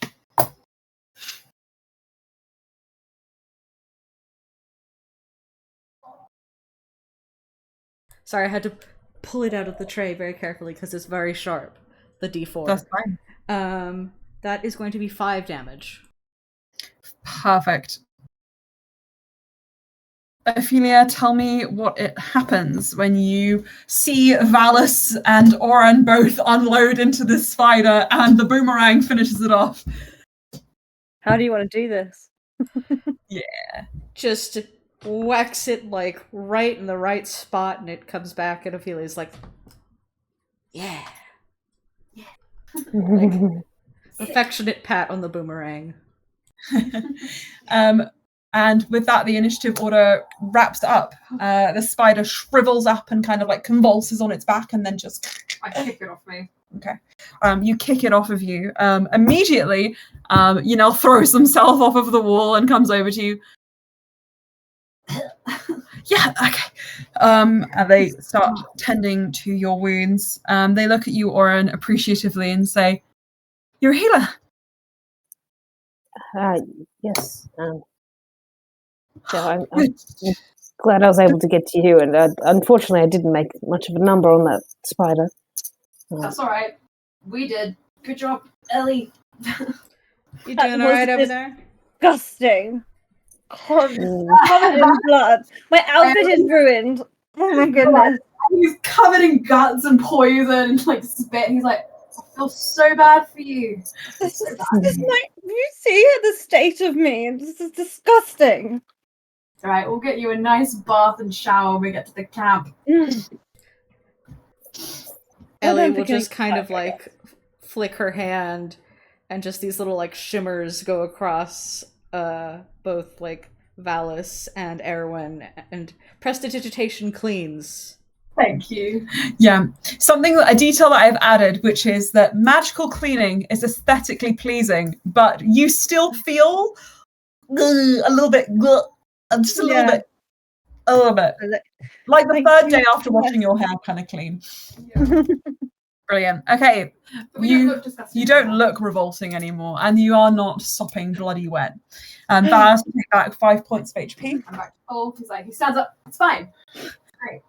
Oh, You yes, know, you're okay. You're alive. That's I'm fine because of Oren, my lady. Well, I'm fine because I do. He pulls up his gun. I shoot, you heal. Easy. Great. Good job, guys. Good job, team. And perhaps we should continue. And points. There is a small spider, How big is it? tiny, just kind of crawling out How of big this, is it, Emma? like that, tiny for the Underdark, like that big. Valas goes over, picks it up, and drops it back in the hole. Goodbye, It falls friend. Goodbye. It's fine. As you come over to the web, you notice something in there as well. It's Okay. it seems to be a fresh cocoon, or relatively fresh. Is it human-sized? Yeah. I'll get my scimitar out and cut it down. Okay, you cut it down and it hits the ground with a heavy thump. But old Bitey is dead, and you know that is the only kind of main threat around here. Hey, Owen, do you want to peel it open? I'll do Do you it. want me to get my hands dirty again? He lets Ellie do it. No, thank you. Yeah, thank you. Ellie, you use your excavating tools and prowess to sort of cut the cocoon open. And what do you see when you see death? How do you react? Okay, so am I looking at a mummy? Am I looking at a fresh corpse? Like, what's the state Something of in decay? Something in Related. between. Ugh. Decomposing. It seems to be caught a little. Its clothes are pretty disintegrated. Parts of it are really, really severely decomposed, and other parts of it are quite fresh.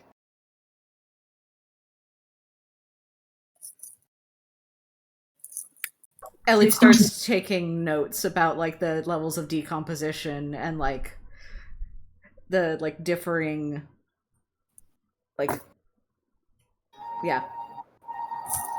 Mm-hmm. Emma? Yeah. Can I make an investigation check and ask a couple of questions? Of course you can. These dice are giving me so much grief, man. 13. They're so hot though. They are nice, but they are annoying to read. Mm-hmm. 14. 14. Okay. What are you looking for?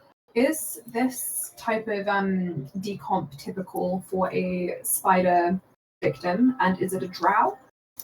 No and yes. So it's not typical, and it is a drow. Yeah. Would kind of- Ellie have like figured that out, given that Observation, we Yeah. could have figured out it was not typical. Yes. Valis, I think you recognize drow characteristics. So together, putting your heads together, you're able to put a picture together of who this is. Do either of you touch the corpse? No. I think Ellie will put on like some just like work gloves and just kind of inspect via like knife and tools. Sure. I think as you kind of tilt its cheek with the tip of your knife to sort of investigate what the decay is like on the other side of the jaw, you just see, and this corpse takes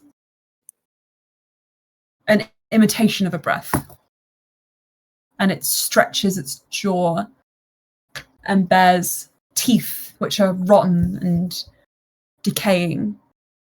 And there you can see through its cheek sinuous lines connecting jaw to cheekbone.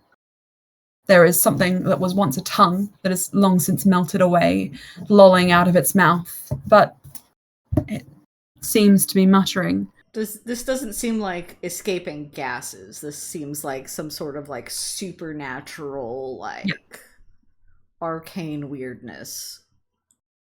Yanel would step forward and say, "Let me look at them." Yeah, bodies aren't supposed to do that. I know. Still can't see shit. What's happening? What was that noise? Valas like guides you around, and everyone's like, just stay here. Gross stuff. You don't want to see it anyway. Okay. I'll pull out my flask again, just have some tea. Mm-hmm. You kind of settle on a rock a little bit of a distance away, Erwin, from the scene. The corpse lolls its head over and looks at you and sort of like goes, as if it's imitating you taking your sips. And it sort of stares at you. You watch as Yanel sits behind it and takes out what appears to be a medicine kit, not unlike the kit that Ellie has for excavating and taking samples, but obviously this is medicinal in nature. They use a small scalpel to cut open a part of the wound carefully, taking a little bit of the blood into a small dish filled with water, and they run their hand over it, and there is a sort of shimmer of arcane light. And Yanel sort of looks down and just says, "It's I think I've heard of this before, but it's unusual. There is resurrection magic at play here, but it has gone foul. Poorly attempted." I mean, someone tried to resurrect this poor bastard? Many months ago, I think. Maybe years. It is far older than it looks in some of its areas. It's and then it sort of snaps its head back and just says, "Been dead for so long." And Yanel jumps back and just says, "It should not be talking." Valas clicks his gun. He's like, I'm going to put it out of its misery unless we need answers. Like next to Valis, Ellie's holding up like her knife, like, I'm all for it. Yeah, it's just completely like paralyzed on the floor, unmoving, only its sort of head and occasionally its fingers twitch. And Yanel says, "Nothing good can come of this. There is foul death here. We shouldn't let it linger." Can I squat down? Can I see any discerning features about this drow? Are they masculine, feminine, old, young? What can I tell? Okay. This drow seems to be masculine. Okay. You kind of touch their clothes and get used to the uncanny way its empty sockets look at you. And you kind of like feel around its neck, and there is a few things on its body have resisted decay. The clothes are old and reduced to rags. There is a water skin that is shriveled and empty. As you reach around the kind of corpse, though, and examine it, you do find this cowl it's wearing is intact, it seems. In fact, magically resistant to decay. It seems to be magical in nature. Can I slip that off? Yeah. Does this corpse seem like it's going to answer questions, or it's just trying to mimic and say anything?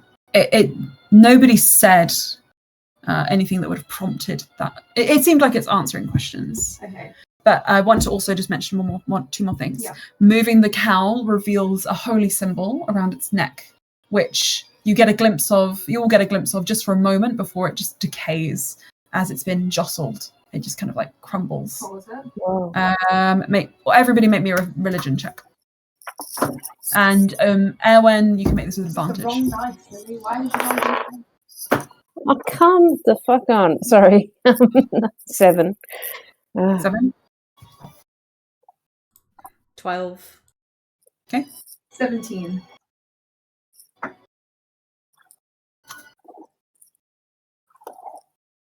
Owen? Mike wasn't on. 15. 15. And that's an advantage? Mhm. Cool. Okay. As you're kind of examining this, Valas, Yanel, and Owen, the three of them, at the same time kind of have a realization. I think, Owen, you would notice it and be interested, considering they've mentioned resurrection, considering the deity that this holy symbol belongs to. This is a holy symbol of the Raven Queen, it seems. The goddess who oversees the ferrying between life and death. And yes, Valas, the other last thing that you noticed as you, and I think Ophelia, actually, because you were also examining the corpse, you would have noticed as well, there is a small vial which is intact in its sort of like attached next to its water skin, which also seems to be magical. I think I'll give these things to Ellie, who probably wants them the most. Okay. I don't know. Ellie's like, no, this is cursed. I'm gonna keep my distance at this point. Okay, in which case I will pick them up. Sure. Valis, I'll add these to your character sheet. Give me a moment. One of them might be useful at some point. One of them you can attune to now. Let's just see. D&D and D&D Beyond. You got the stats, you got the stores, and you got the adventurer's wand. I don't know. Sorry, I'm just trying to open D&D Beyond. My campaigns. I should have done this beforehand. Oh my god, Emma. Poggies. Lala's in his little cage again. Oh, is he? Where's Pascal? Lolo. Lala. Right, Valis, inventory, manage inventory, add items. What do I get? Just checking that's exactly correct. Yes. You get this, Valis. The covert cowl. Oh. Whoa. Covert cowl. I'm going to... I would like you to check the attunement details to give you a hint on where this came from. Okay, hold on. And who this person might be. Where was this symbol on? I may have been disassociating for a bit. On the corpse. Just on the corpse somewhere. Okay. Around his It neck. was like it was as if it was a piece of jewelry, but upon moving, it just crumbled. Okay. I heard, yeah, I got that bit, and I was like, snap back to reality. Yeah. The other thing that's on it is a potion of comprehension, which I can't seem to find on Manager, but you can just Google potion of comprehension. It should come up. It allows you to cast comprehend languages once. If Ellie is nearby, I would hold it up and be like, you might actually really want this.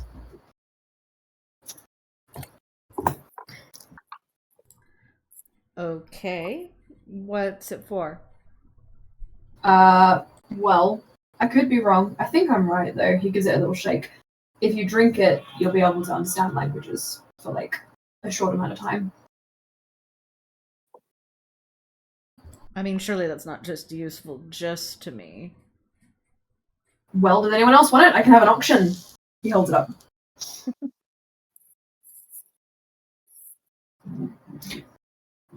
You know, it's like, if nobody else wants it, I'll just have it and hold on to it until it's useful. No, I'll hold on to it if no one wants it. I was just offering it to the archaeologist. I mean, if nobody else wants it, I'll take it. But, like, you know, I just thought I'd offer. Take it, please. Quicker we can get out of here. Yeah. Let's. And the ghoul is kind of just on the floor, like breathing in. Can you do something about that? I would like to I would like to sort of go up to the corpse and very softly sing a bit. I'm I'm thinking of what I demonstrated to everyone but Abby in our other game. I think I'll sing, "You will never have this day again. You will never have this day again. If it was good, be grateful. If it was bad, just wait until you see that you will never have this day again." As you're singing, the corpse kind of turns its head and looks at you and goes, "A pretty song. A pretty song." And looks around and looks up at the barrel of your gun, Valas, and just says, "A swift end." Is there any quick before you shoot? Is there anything I can learn from the corpse? You can ask it a question. Oh, You can gosh. talk to it. You can engage with this in any way you think your character would want to. I can have sung that after you do any investigation. Or if the corpse speaking prompts you to, then you feel free to try and interrupt anything that's happening as well. Hmm. How does Erwin feel seeing this? Intrigued. I want to find out how they're alive, talking. Ask away. Hello. It looks at you again. How did you come? So swift end. I don't want to like yank the promise of swift death away from this corpse. So I'm happy to hold the action of singing. Yeah. Fair enough.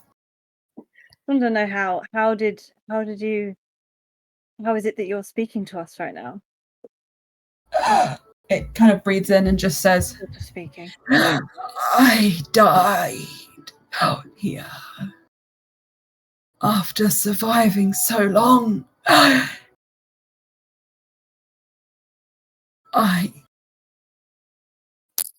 believe once this path led to a temple of the Raven Queen. I thought sanctuary was there. Safety from my attackers. I was wrong. They would not let me pass." And the corpse looks down into one of what you think actually seems to look towards one of the caverns where the spider had come from. "Down there, they promised me a swift path.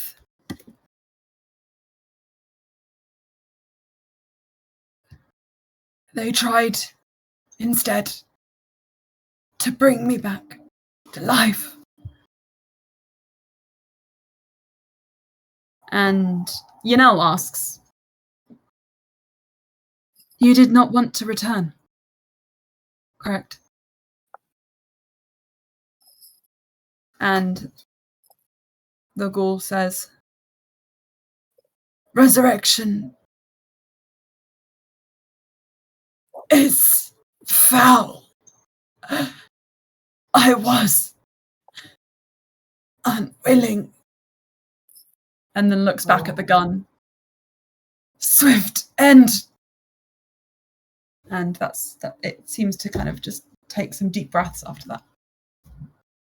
I'll sing my little song, and then Valas can. Valas will carry it over to lay by one of the pillars and shoot it out of your guys' eye line and then come back.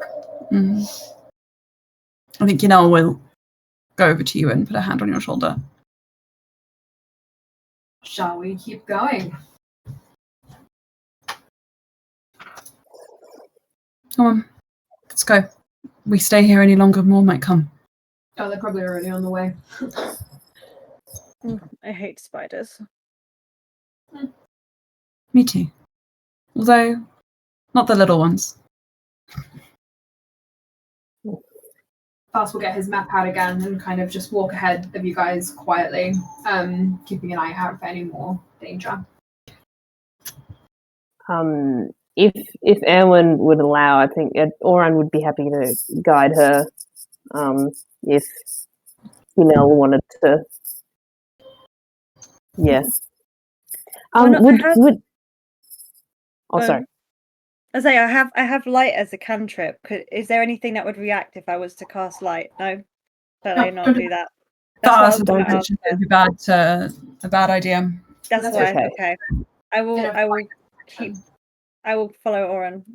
Sure. You can see about maybe 5 feet ahead of you because of the bioluminescence and the slight, ever so faint, but blendy glow that comes off of Oren.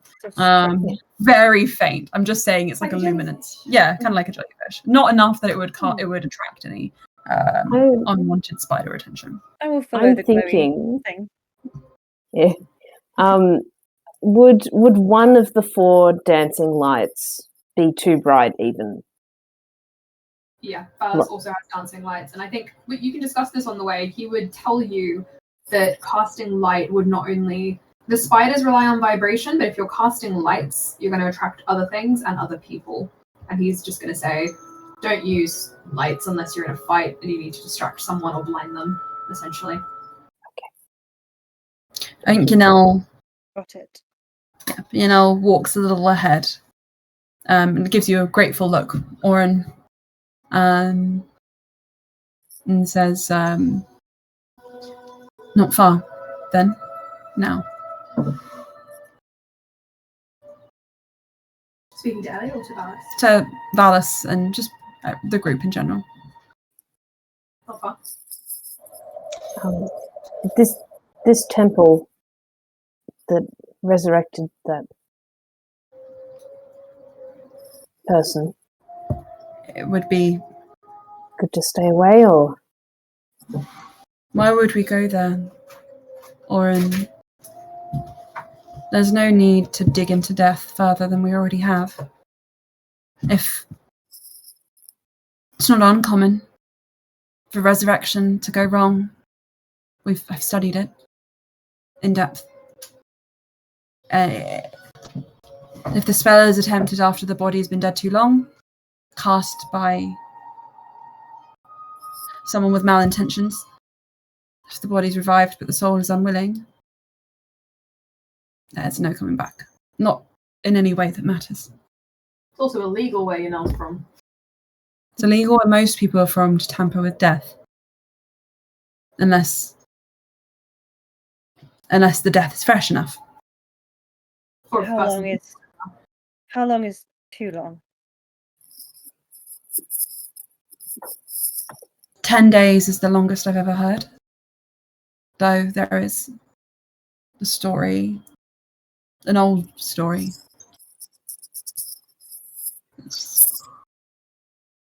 Just that there was once one who was dead for many years who was then brought back, but it's just something I heard from my parents. They don't really talk about that kind of thing. Where we're from, not too much.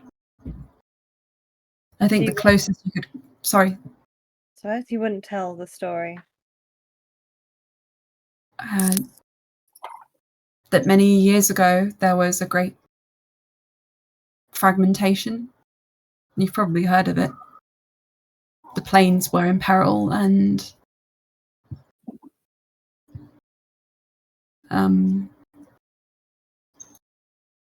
my uncles, the kings,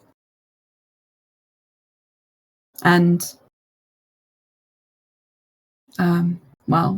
others, their eyes flick over to Valas. There was an adventurer, a dragonborn, the drow, and a dwarf, I believe. people I've met, actually. But they were able to fight off a great evil, and supposedly part of their success came from a ritual. It's been forgotten now. Those who saw it don't speak of it, but someone was brought back after many years. Emma, is this in reference to that? Is it the scroll of like true resurrection? As D&D players, you would all know that this is a reference to something called a spell called True Resurrection, which allows you to bring back a character, someone who's been dead for significantly longer. You can bring back a real character of a person, you know, life of the party. But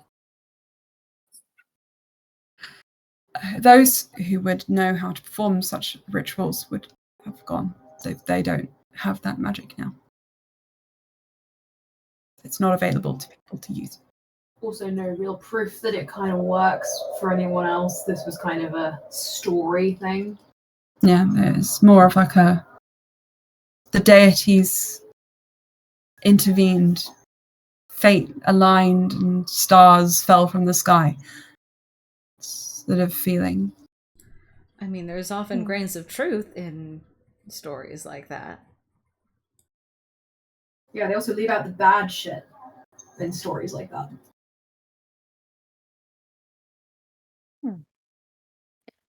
Well, thank you for sharing that with me. I'm surprised. Nothing. No. Zarina didn't tell you anything. I'm considering certain nothing at all, really. I suppose. Should we keep going?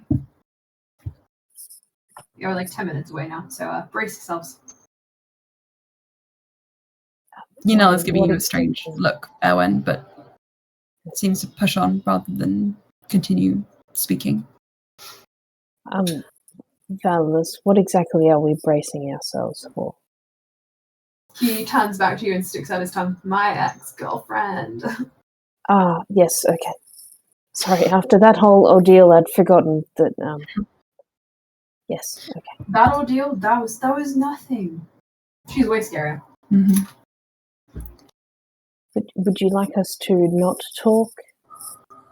Act a certain way?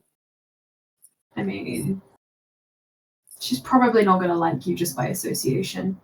Maybe just stay close to Yanel.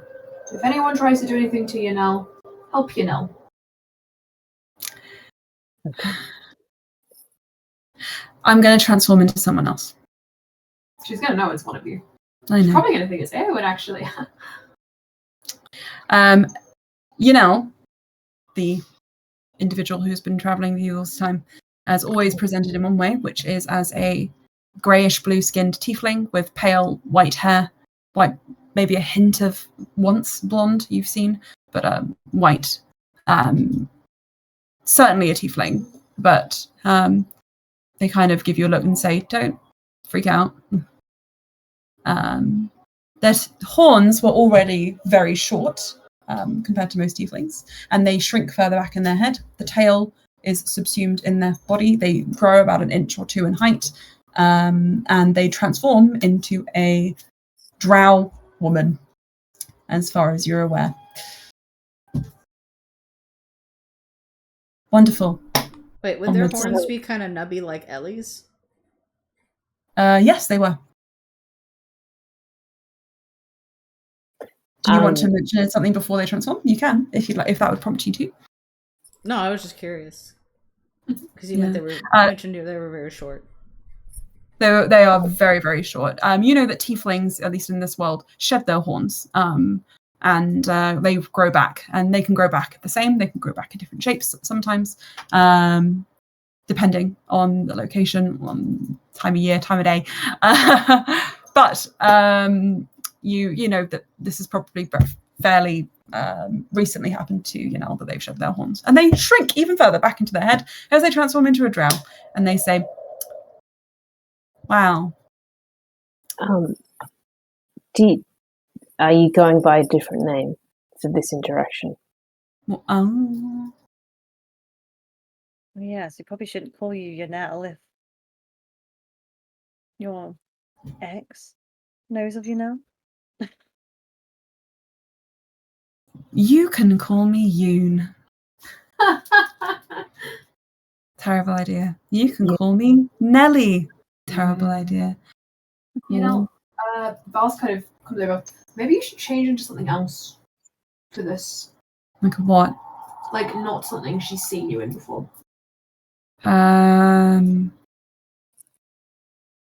I can turn into this, and they transform into a water genasi man. Yeah, that'll work. I'm your brother, Winear. Winnia. That's what we're going with. I guess. Okay. We're near. Erwin, I do fondly recall growing up in Acriuri with you. At least you can speak the language. Haha. This is nice. Interesting. Perhaps it will bring us closer together as friends. Or just as people who need Valas starts help. moving the team on us again. People who need help. Me, for example. Okay. If you're of the same kind, then perhaps you would both need guidance through the Underdark, since you both So precisely. can't see. Actually. Yeah. And then sort of They offers a go limb blinded. each. Blinded yourself. Yeah. Oh, where am I? Well, I'm assuming that like they hadn't literally blinded themselves, but should act like they can't see. Yes. Where am I? And hold on to your arm, Oren. Are you making fun of me? No, I wish I could help you with some light. We can get you some glasses or something. Actually, it looks like up ahead, and Yanel points with a finger, and you guys see through a break in the rock a slight scattering of bioluminescent mushrooms picking up again as the path leads towards a slightly more open area. Valis, you hear nothing. Weird amount of nothing. Yeah, Valis gets out his puzzle box and starts fiddling with it, kind of like a stim toy, as he walks. And I'll keep an eye out. Can I make a perception check? You may. Come on, man, what is that? Oh, come on, I've been rolling so well. Why does this have to happen to me? 6. 6. Okay. With a 6. He's anxious. Anxious. I mean, maybe they're all asleep. Yeah. You guys step forward and you walk into the center of what appears to be a ring of bedrolls. There is discarded cheese rinds. There's clearly a few packs. There's a barrel of weapons, sort of like stashed in one corner. There's a camp here made recently, and it is empty. Also, you think.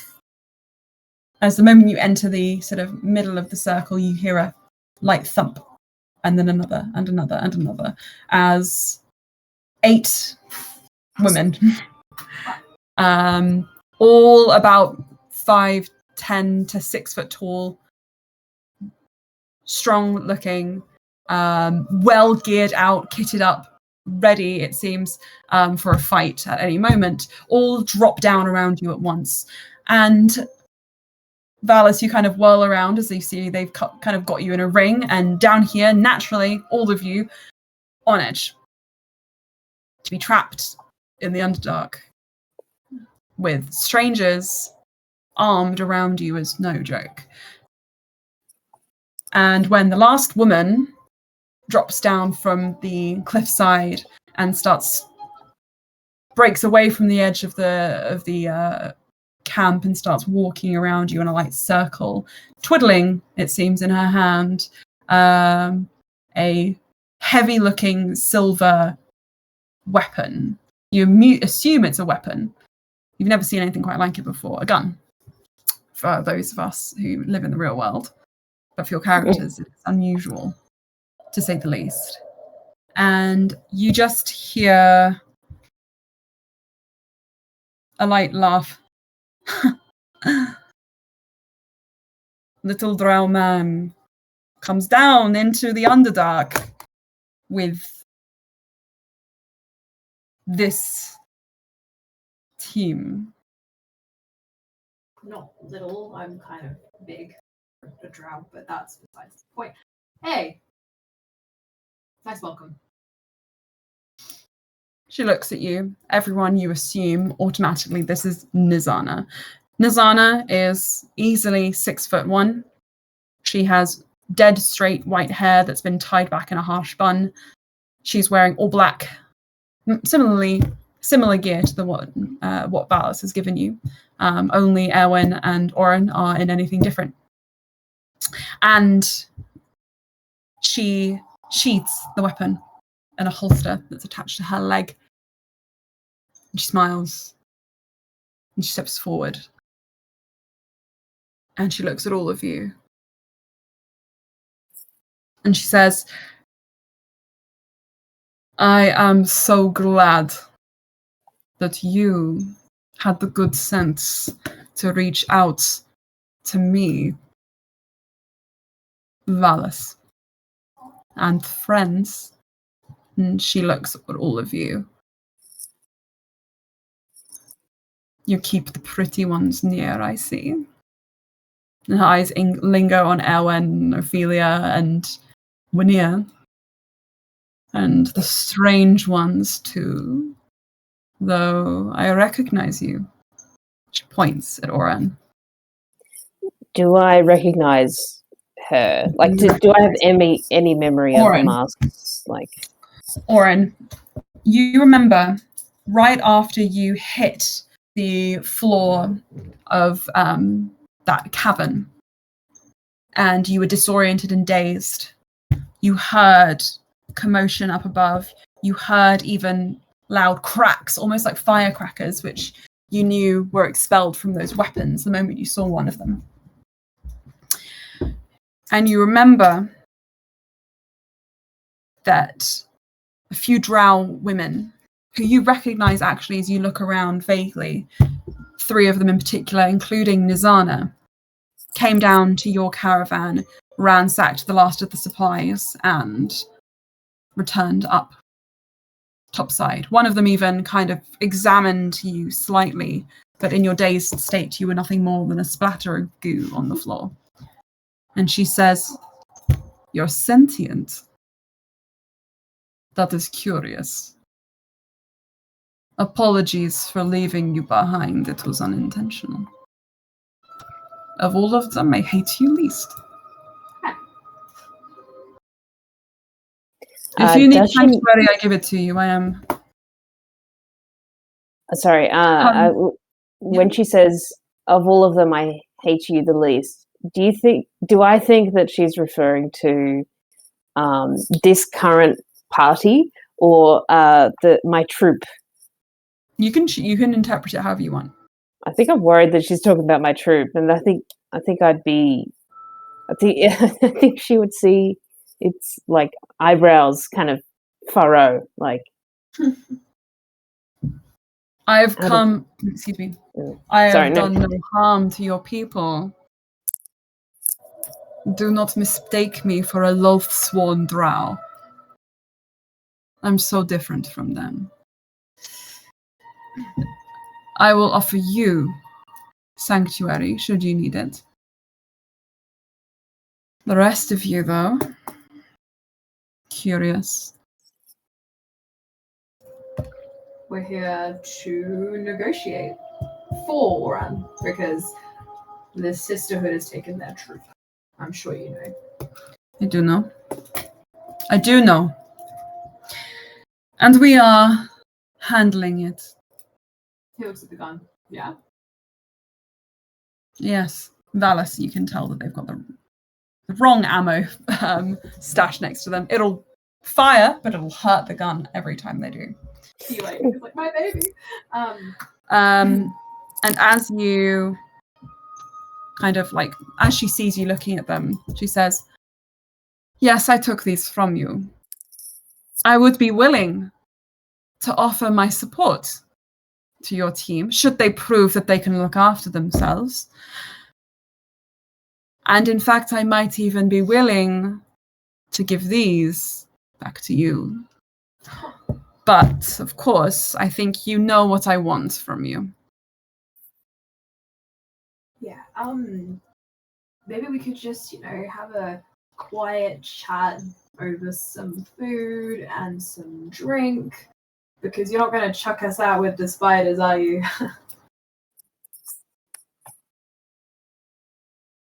No, I wouldn't do that. I would never do something that would get you killed. But 8 is a large team.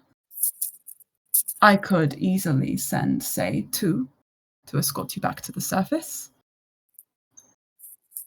And we obviously now have a dependent here, someone who has been attacked by the sisterhood. It is within reason to say, now that you're here, you are the perfect squad to help escort this lost soul home. Oran, I'm sure you don't want to be down here any longer.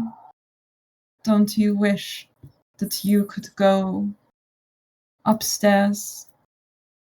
Perhaps alert the authorities to the loss of your family. Bring more people in on helping find their whereabouts. That's not going to help anyone.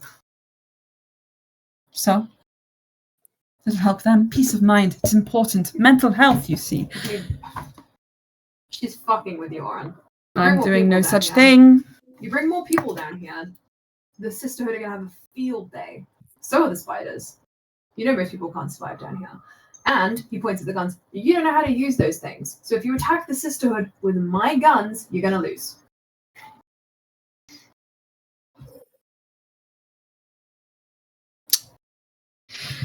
All right. And you can see the women around look a little unsure. Some of them seem to be nodding along when Nizana speaks. Some of them seem to be casting sympathetic looks at Oren, sympathetic looks at you, Valas, and confused looks at everyone else. Nizana says, "Right, let me humor you. Let's say I bring you in. What about these people? Here. This team you have assembled, nameless as they are inadequate to bring along on our mission. I would be traveling with them if they were inadequate. Well, they need to prove this to me now. What is their skill? What do they offer? Come on, guys. And which one of them is your bitch?" That is not a nice word. I know she's amongst them. You think when I ask for a show of skill, they won't reveal themselves? Why? What if we all we step forward Like me. Oh, healers! I'm, Yeah, actually, there are two healers. I was like, all right, try and pick them out.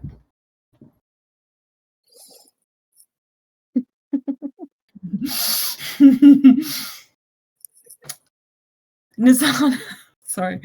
I just had this thought of like Nizana being like the gurus,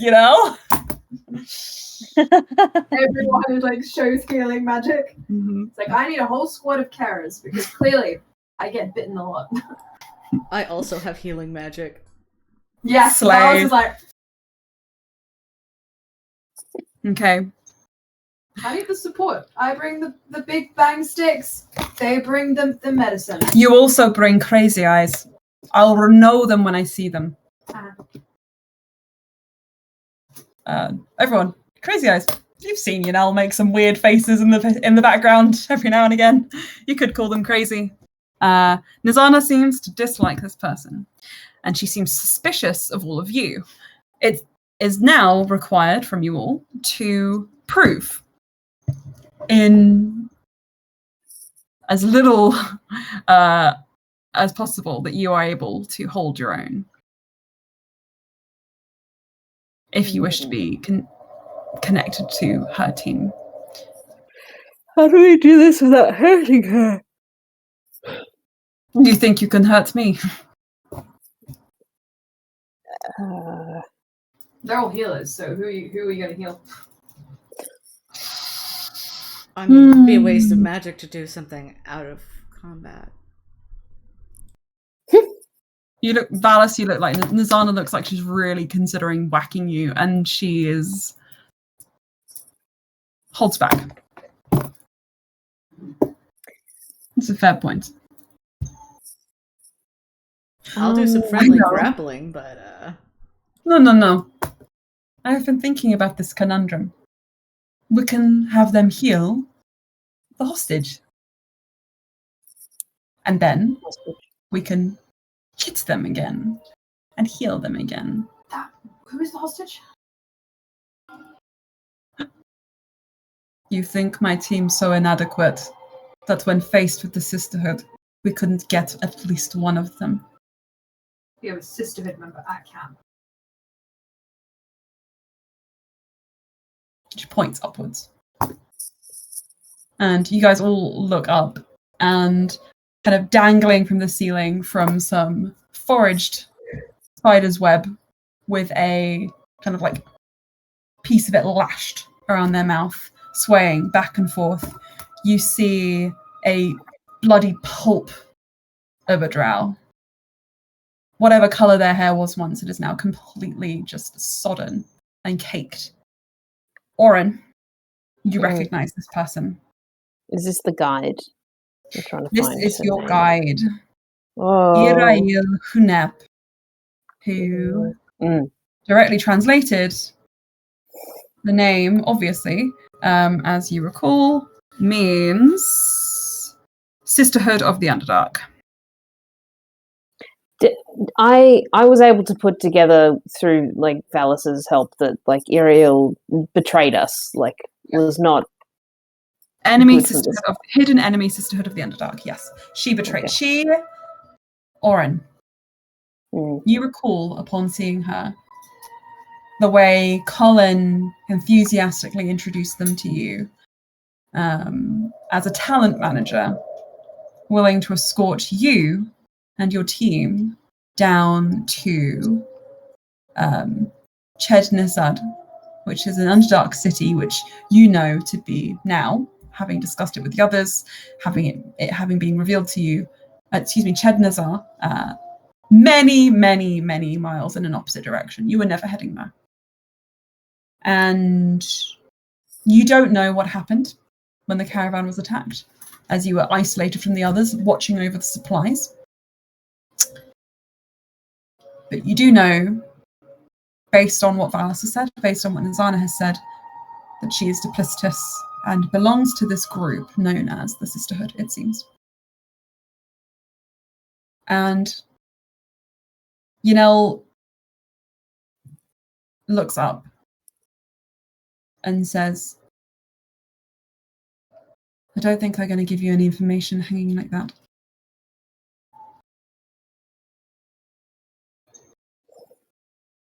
We don't usually take hostages.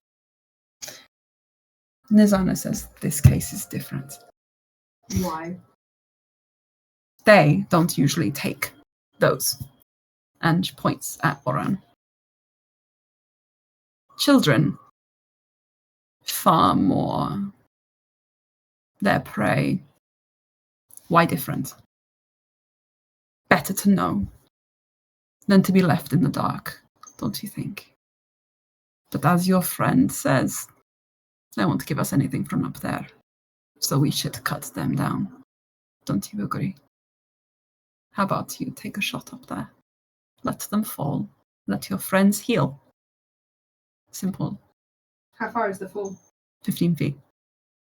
Can I try to catch? If you look like you're about to catch the Sisterhood member, Valas just shakes his head at you, steps back, and shoots the web. Okay, I'm just going to say for the sakes of brevity that it cuts through, and there's just a sickening kind of like thump as the body hits the ground heavily. And much like the ghoul, there's like a spluttering as this woman spits up blood onto the floor. Her eyes seem to be sort of swollen shut. She can't even really look at anyone. Nizana says, Oh, sorry. do what you would. We will watch.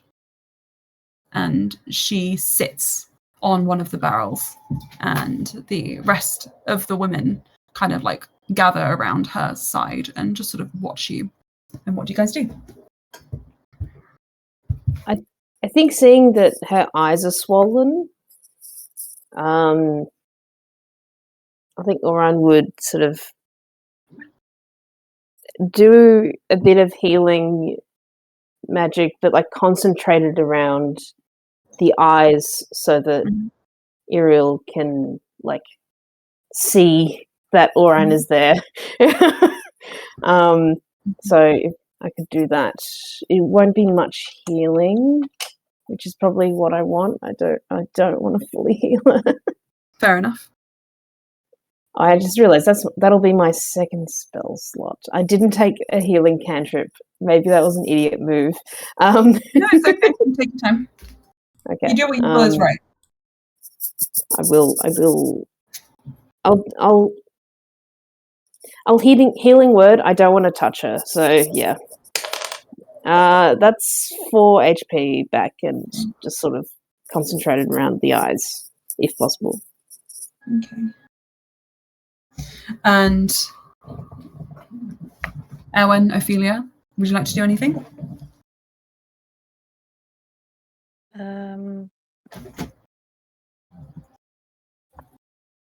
Don't have any like healing. You don't have to heal. You can. Yeah. That was just a suggestion. You can do something Yeah. else if you want to do. This person is a child snatcher.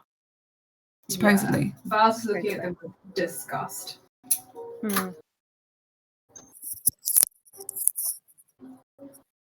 I just give him a big slap across the face. Like wakey kind of. Wakey. They sort of stir. That and just kind of like a fuck you for stealing children slap and making it seem like I'm like trying to wake you up, but Yeah, of course. dare you steal a After child? this amount of attention, they do start to kind of like come to consciousness, and they give you like, they kind of hiss at you, bare their teeth, Wake Erwin. up, bastard. And then their eyes kind of like glaze and they fall on, their gaze kind of falls on Oren. And Oren, when they look at you, there's like a kind of like, they narrow slightly. And Ophelia, are you doing anything? Can I make an intimidation check? Yeah. So Ophelia will kind of just like get down in her face and kind of cobra-like, you see these like folds of like scaled skin flare out as she like hisses directly in her face. A much more competent hiss. Yeah. From It the is real more deal. than hers.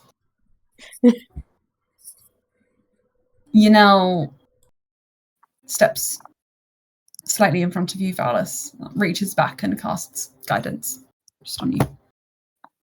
On me or On you. Actually, no. They're gonna cast a leveled spell. They're gonna cast.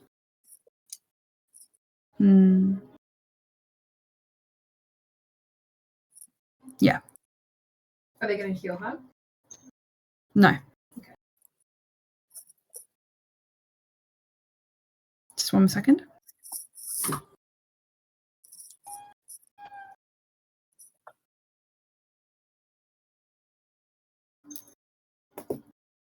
Okay.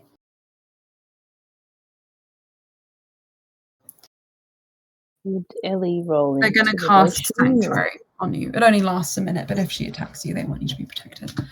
And Nizana goes, ha ha! Revealed herself. Nice try, everyone else. But please continue the game. Love to see what you would do next. You want us to interrogate her? Why not? Fine. If you fail this, your search and rescue. Still noble. You think I'm search and rescue? I think you will be. Right. Valas will approach the Sisterhood member, kind of crouch down and take off his glove, and he's going to cast Primal Savagery and slash her across the face. She goes. She can't really move. She seems to be bound, but she managed to sort of just. I can't add that to my sheet, by the way. That's okay. We'll sort that out. Yeah. She sort of struggles into a kneeling position. And I'm assuming you slash open the thing that's kind of covering her mouth. Yeah. Should we tell you how much damage that is, by the way? Yeah, be careful not to kill her.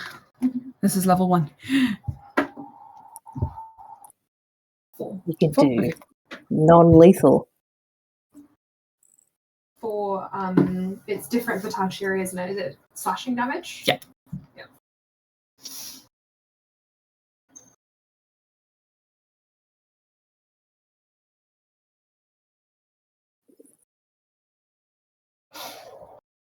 She looks away.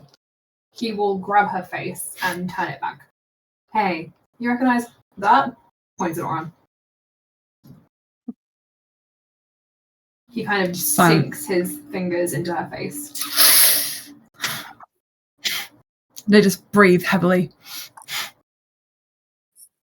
I would really consider saying something because I'm the nicest interrogator they have.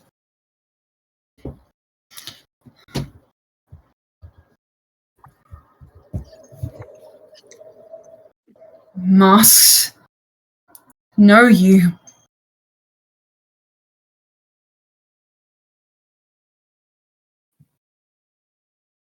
What do you want? Why are you going after Oran? Quiet. They don't say anything. He pulls out his gun, reloads it, shoots it ahead to intimidate her, and I'm going to do an intimidation check, if that's okay. Okay, yeah. You can do. If anybody else wants to try anything as well. Okay. Could it have been with an advantage because I didn't Advantage roll for with Ophelia's? Yes, go for it. Valas, you want to roll and see if you get a good one? Good one. That was, yeah. So 21 intimidation. She flinches and closes her eyes.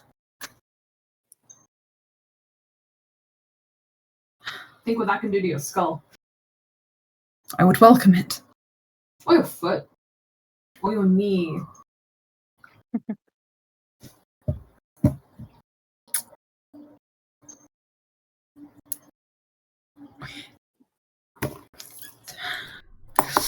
Oren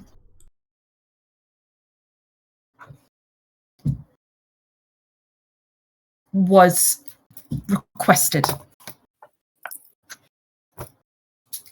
I deliver. Requested by who? I don't know.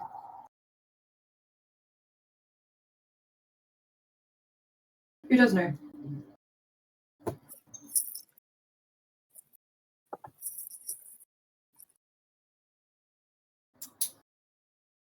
My team. They won't tell you anything. He kind of clicks back the safety on his gun, presses it against her leg. You sure? You can't get me with pain. No, but if you lose your leg, you're going to be useless to them. I could set you back in the Underdark. We don't have to kill you. I'm already useless to them. He looks up at Nizana.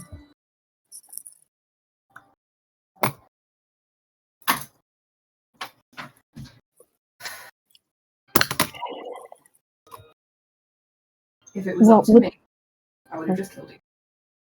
He kind of motions for Oren to come forward. Where were you going to deliver them?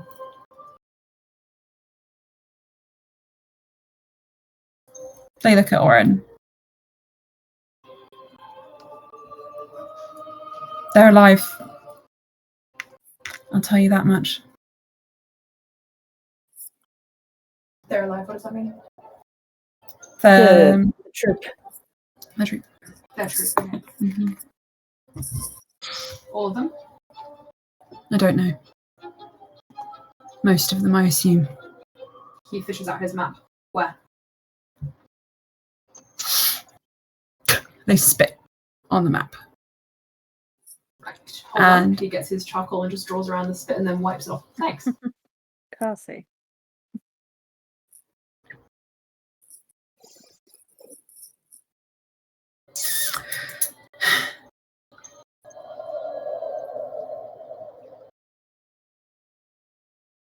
There's no point going. Why? Too many of them. How many? This many. This many. This many. This many.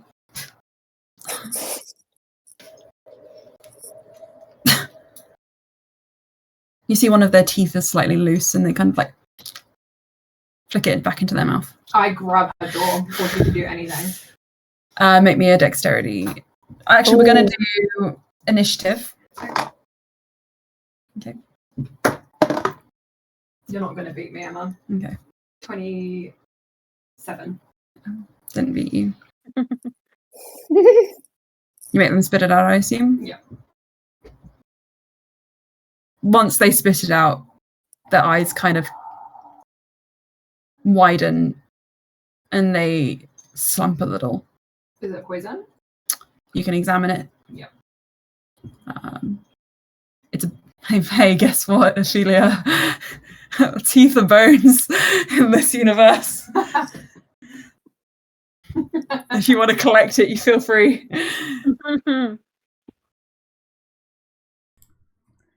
I mean, Ophelia can crack it open if we want to find out if it's poison.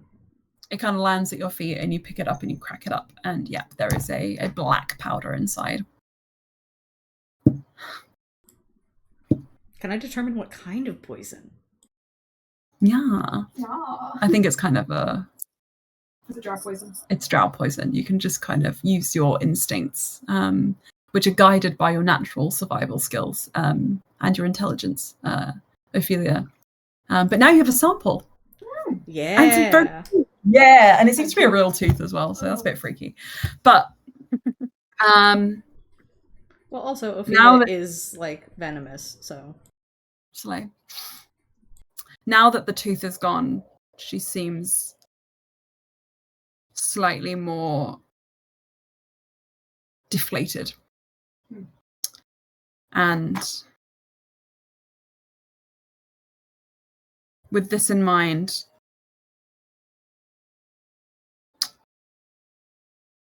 Valas, you get the impression she might be more open to talking if you want to ask questions. Okay. He repeats his question. How many?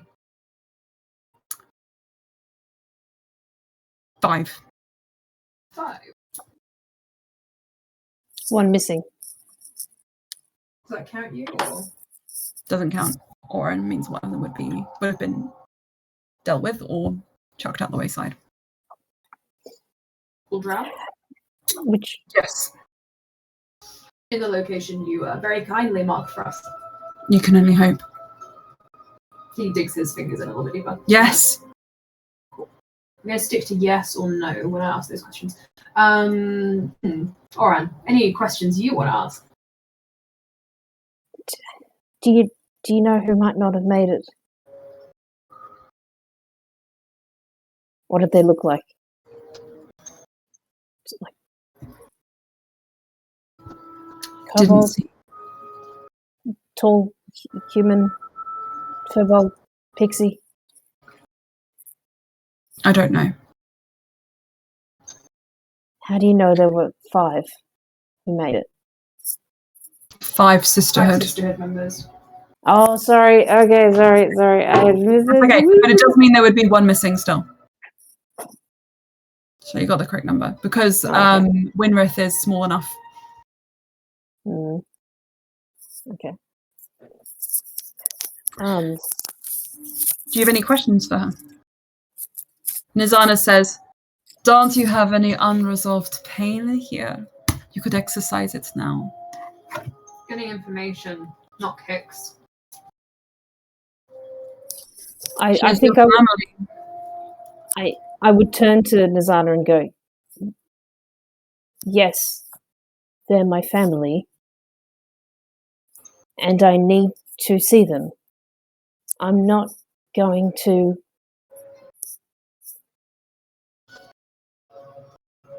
And I think they sort of like move away. I was like, I don't want to spend time talking with someone who lured us all and endangered them for supposedly the sake of capturing me. I think they just sort of like, yeah, they just move further away from Eril and just, yeah, like try not to look at her. I don't think Oran can, yeah. Mm-hmm. Mm. Do they know we're coming? No. Is there any Oh. sort of passphrase for the secondary location?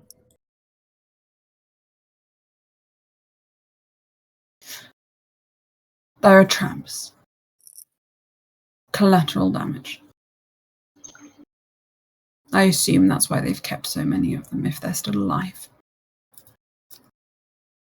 Details of the traps? Pulsating, attract things, plausible deniability. Any way to disarm them aside from the usual? Just the usual. You sure?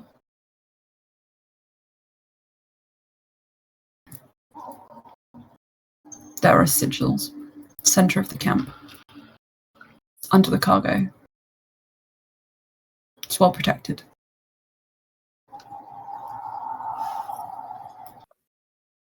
Are there more of you coming, or are you a singular unit?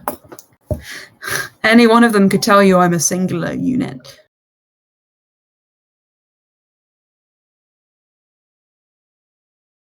Valas looks back at Nizana as if any more questions. I don't believe her sob story, so feel free to get rid of them. Swift path to whatever hell she belongs in. Sadly, Valas agrees. He will push Uriel back into the dirt and shoot her in the middle of the head. Okay. She's already been quite badly injured. Do you want me to roll ahead? Yes, please. You have advantage.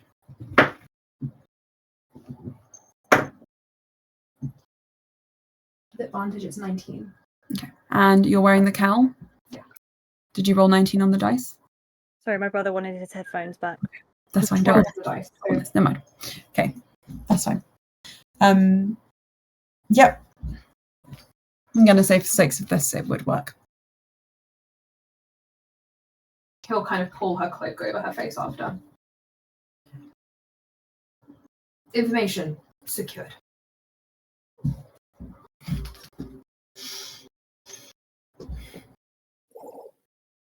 Fair enough. Welcome back. Well, that one can go and dump the body. Pointing at you now. Sure, they've got rights they want to perform. Things they would rather be doing. You, pointing at Oren, you're going back topside. Can't have you on the team. Too much. No, we need Oren. Why? They'll just kill all the hostages if they see Oren's gone. Or they will grab Oren and kill the hostages anyway. There's more of us than them. There's 5. It's better than what I was hoping. There is also... There is something else. But Before I can tell you what it is, I need to know that you're on our team. I think we're on the Sisterhood team. I think you're on your own team, Valas, Oran, and friends.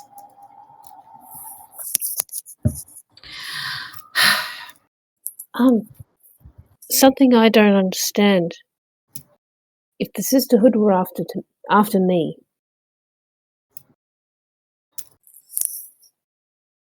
did they presume that I wasn't with the caravan, and so then they didn't look at where I was? They're probably interrogating your friends, your family right this moment. And they presume you'll probably come after them. Most good-hearted people would. And Nizana says, and we got some interesting information out of this one. Points to the body. Disgraced member of the Sisterhood. Apparently they were let go for letting a child free. Interesting story. Don't know if I believe it. They were still willing to go about the Oran, though, of course, you're an adult. Maybe they have different morals to the others. Regardless, maybe they think she ran off, took you with them, trying to bait her back. That won't happen now. Although, we can set a wonderful trap for them if your friend complies. You know, come out of the shadows. Did you get a good enough look at her? Perhaps you can become her.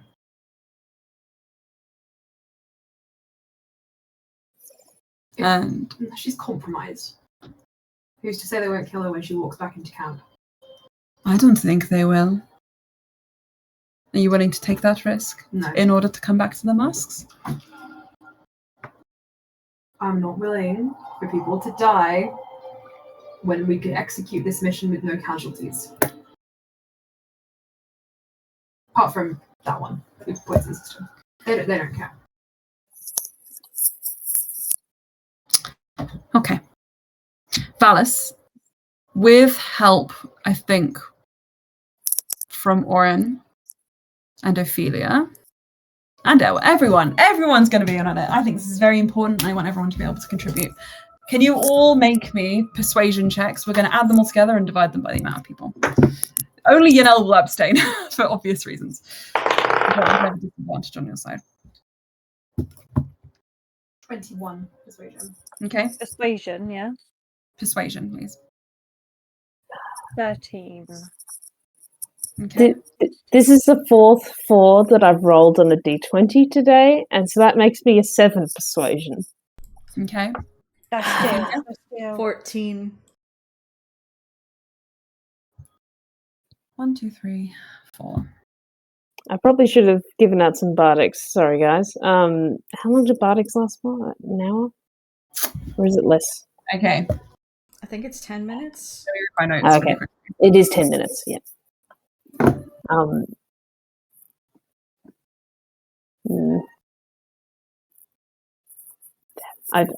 definitely not used to playing a bard. And You'll get used to it. We're only on session 2.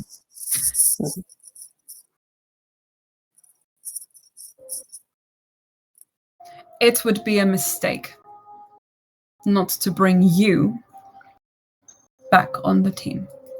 I see that. But you have proven that you cannot follow orders multiple times. Only orders that put people at risk based on feelings rather than logic. What feelings? I'm sure everybody would love to know. We all know you don't like Yanel.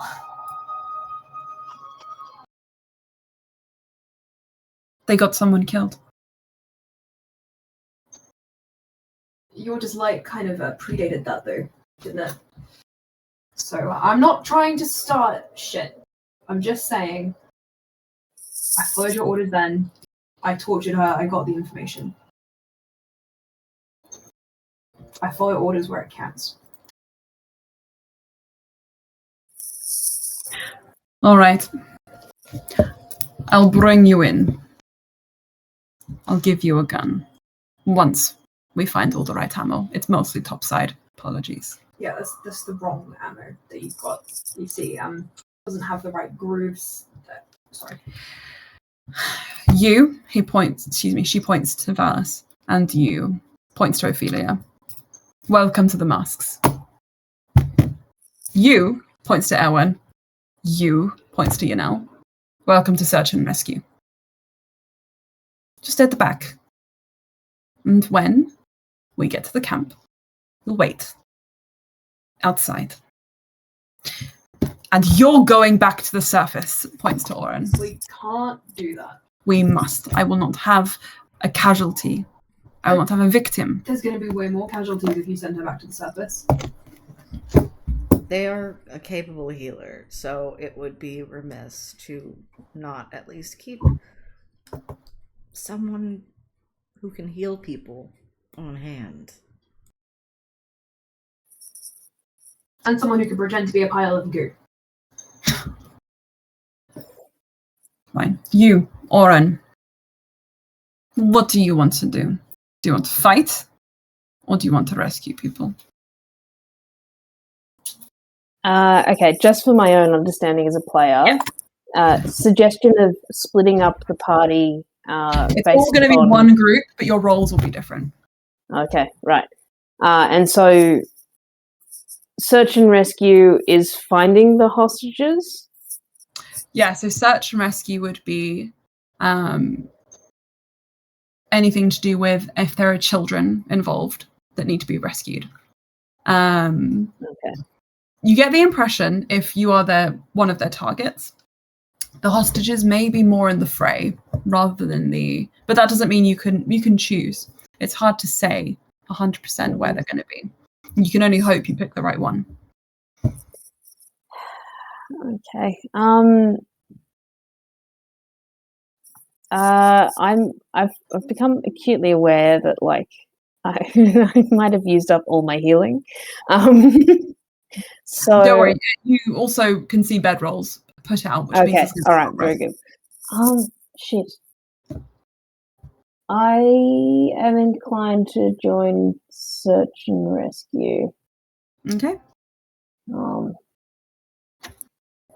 Although, does that mean 2 healers are with search and rescue rather than one with that and one with the fighting people?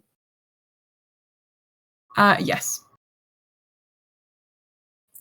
Based off of that, should I then be with the fighting people Mm-hmm. to have the healing available? Sure, why not? Okay, all right. Okay. I've got a sling. As long as there's some rocks, I can.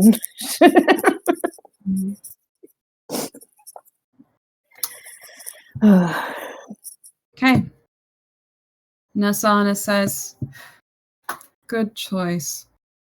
Bold choice. I prefer it. We will rest. Then journey at dawn. Find a spot. Dawn is. Valas.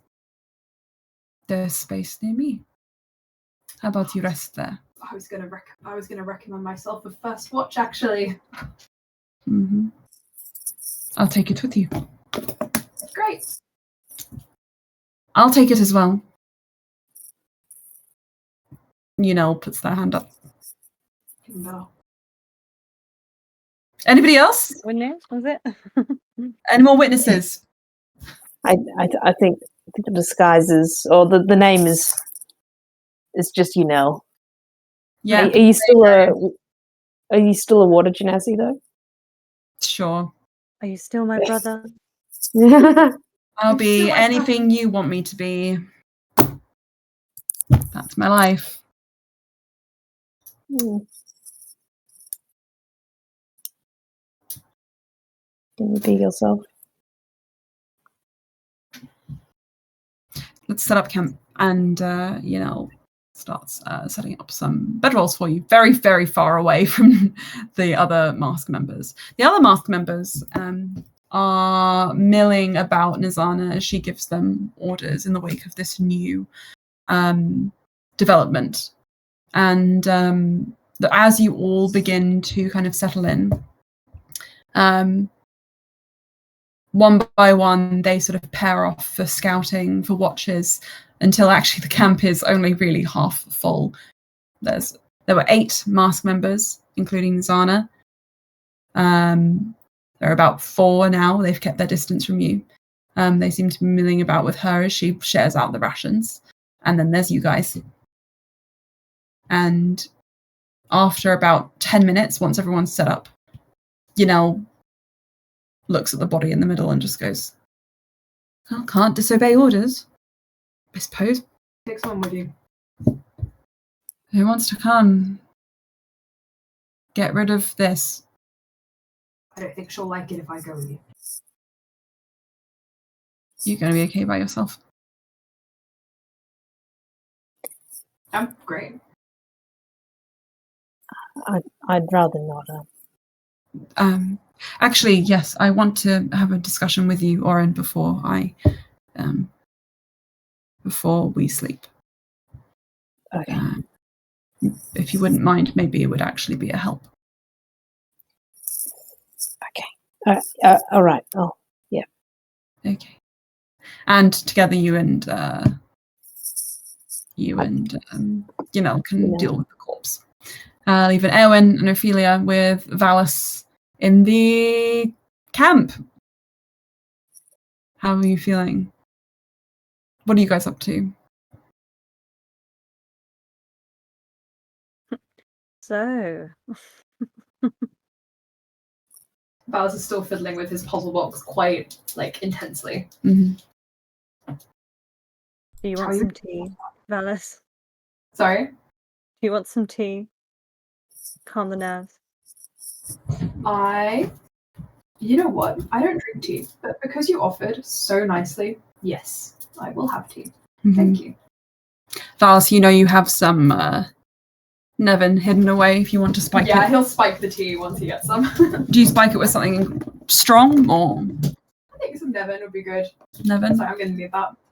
A thimbleful? Yeah. Damn. Okay. Do I have to make a check? Just make me a constitution check. This dice, look. What? Is it just pitch black? No, look how it's really well rolled Nice, dice. good dice. Val's dice are good. 21. You feel like there's a kind of a nice, as you take your Nevin, this is basically absinthe for Fantasyland, and you spike the lovely tea that Erwin has given you. You almost feel like there's a guiding hand tipping that drink in there. It's definitely the right choice to get He's like, absolutely wow, slammed on. The tea was so great. So It great. was- Mm-hmm. I love it. That's pretty much it for now. You get absolutely wasted on some tea. Yeah, you notice as he's drinking this tea, his face just goes a bit sweaty and his eyes are red. He's like, it's awesome. Erwin's just kind of brewing some perfectly good tea. Ruined it? No.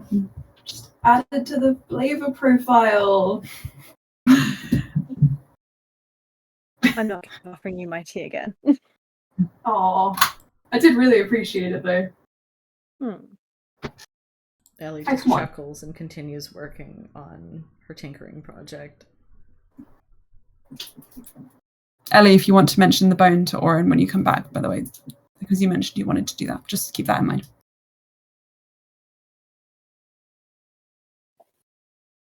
Wait, is Oren back? When they come back, I just remembered it. Oh, And I wanted to lose that opportunity. Well, I'm going to do a perimeter walk. You guys enjoy. He sheepishly takes out his flask. He's like, Yanel's not here. This didn't happen. Takes another swig.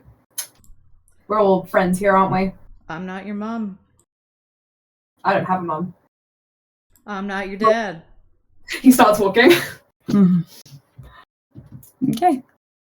Are you taking enough that you think you would need to require more constitution Probably one more. drunkenness? That is not as good. That's Okay. an 11. Okay, we'll keep that in mind. Quickly dropping over to Oren and Yanel. Oren, the body is heavy and gross. Yanel stares at it heavily and seems hesitant to touch it. And from across the camp, you hear a snicker. And Yanel just bites their teeth close together and leans down and grabs one of the ankles and just says, please take the other one. Mm-hmm. I think like I could lose some of my form and kind of like move underneath the body and just sort of like conveyor belts. I don't know, it'd be a bit gross. Right, you conveyor belt. Right, okay, the whole cab goes silent as you conveyor belt the body away from the others. You go just outside the kind of like boundaries of the camp where there's sort of like a kind of knock off into like a deep ravine. Yanel just stares at the body and says, if you just wait a moment, I'll say some rites or it'll it'll reform. What do you want to do with it? I don't want to have to think about her, because thinking about her is distressing.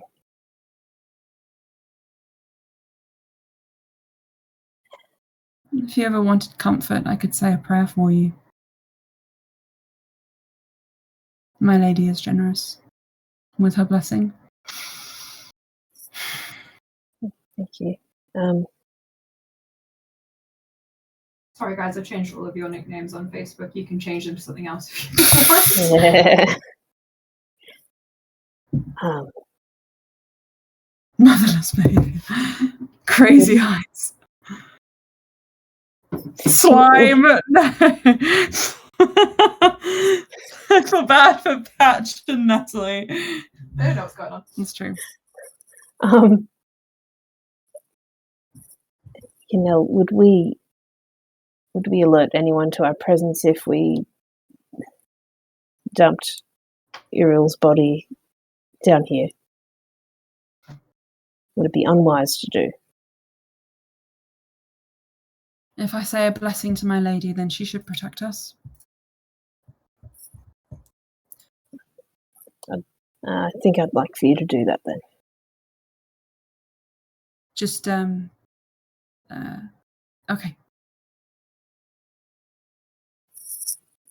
And she kind of leans down, takes Uriel's hands, he crosses them over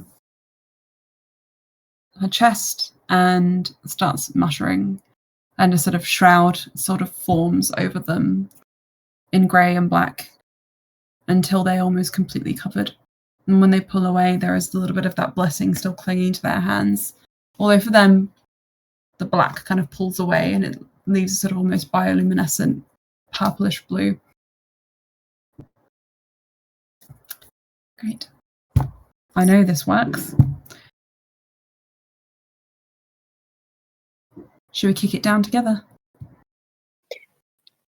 Yes, on the count of 3. Wonderful. 1, 2, 3. Fuck you. And kick it down. Valas, you go off by yourself? You said that was such a chastising. Yeah, he does. Oh, wait. Hang on. Pause really quickly. Yeah. Oren, as you do this, Yanel then says, you're going to be on the attacking team, which means you need to know this about taking care of Valas. If he looks like he's about to have a sleep attack, you have to attack him with this, and gives you a whole breakdown on Valas's health requirements and various needs, and mentions that they are technically his carer, and that he is disabled and needs to make sure that if he looks like he's about to collapse, that you hit him with adrenaline, and gives you an adrenaline shot. And like an EpiPen. Pretty much, yeah.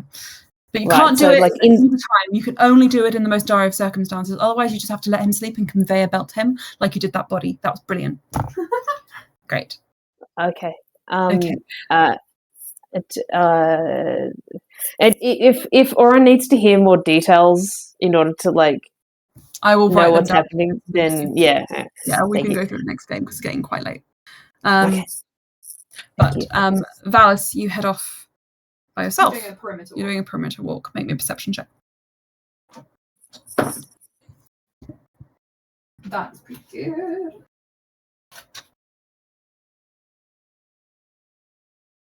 Four is 17. Mm-hmm.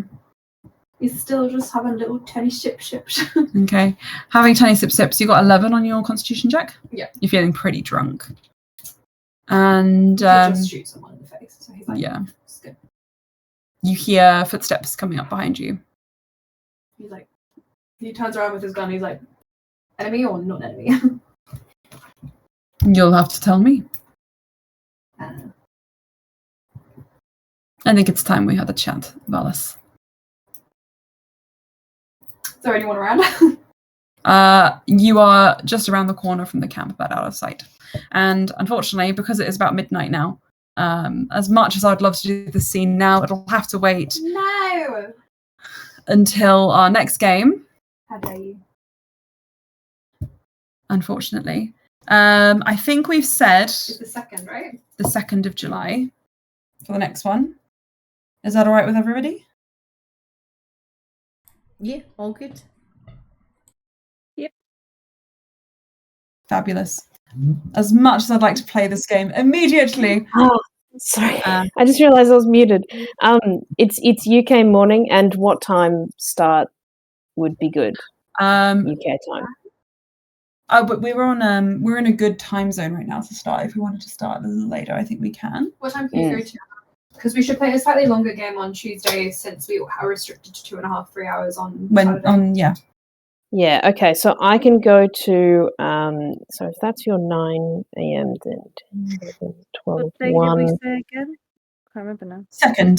2nd of July in the morning UK time. I go.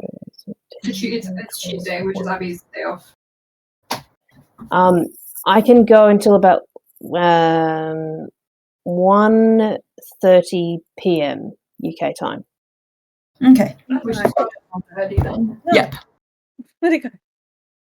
Sorry, the Ready? mosquito. Ah, there you are, you bitch. Sure. Cool. Okay, so we'll get on at 9:30 and then we'll stop off at 1:30 and we'll take a break in between so that we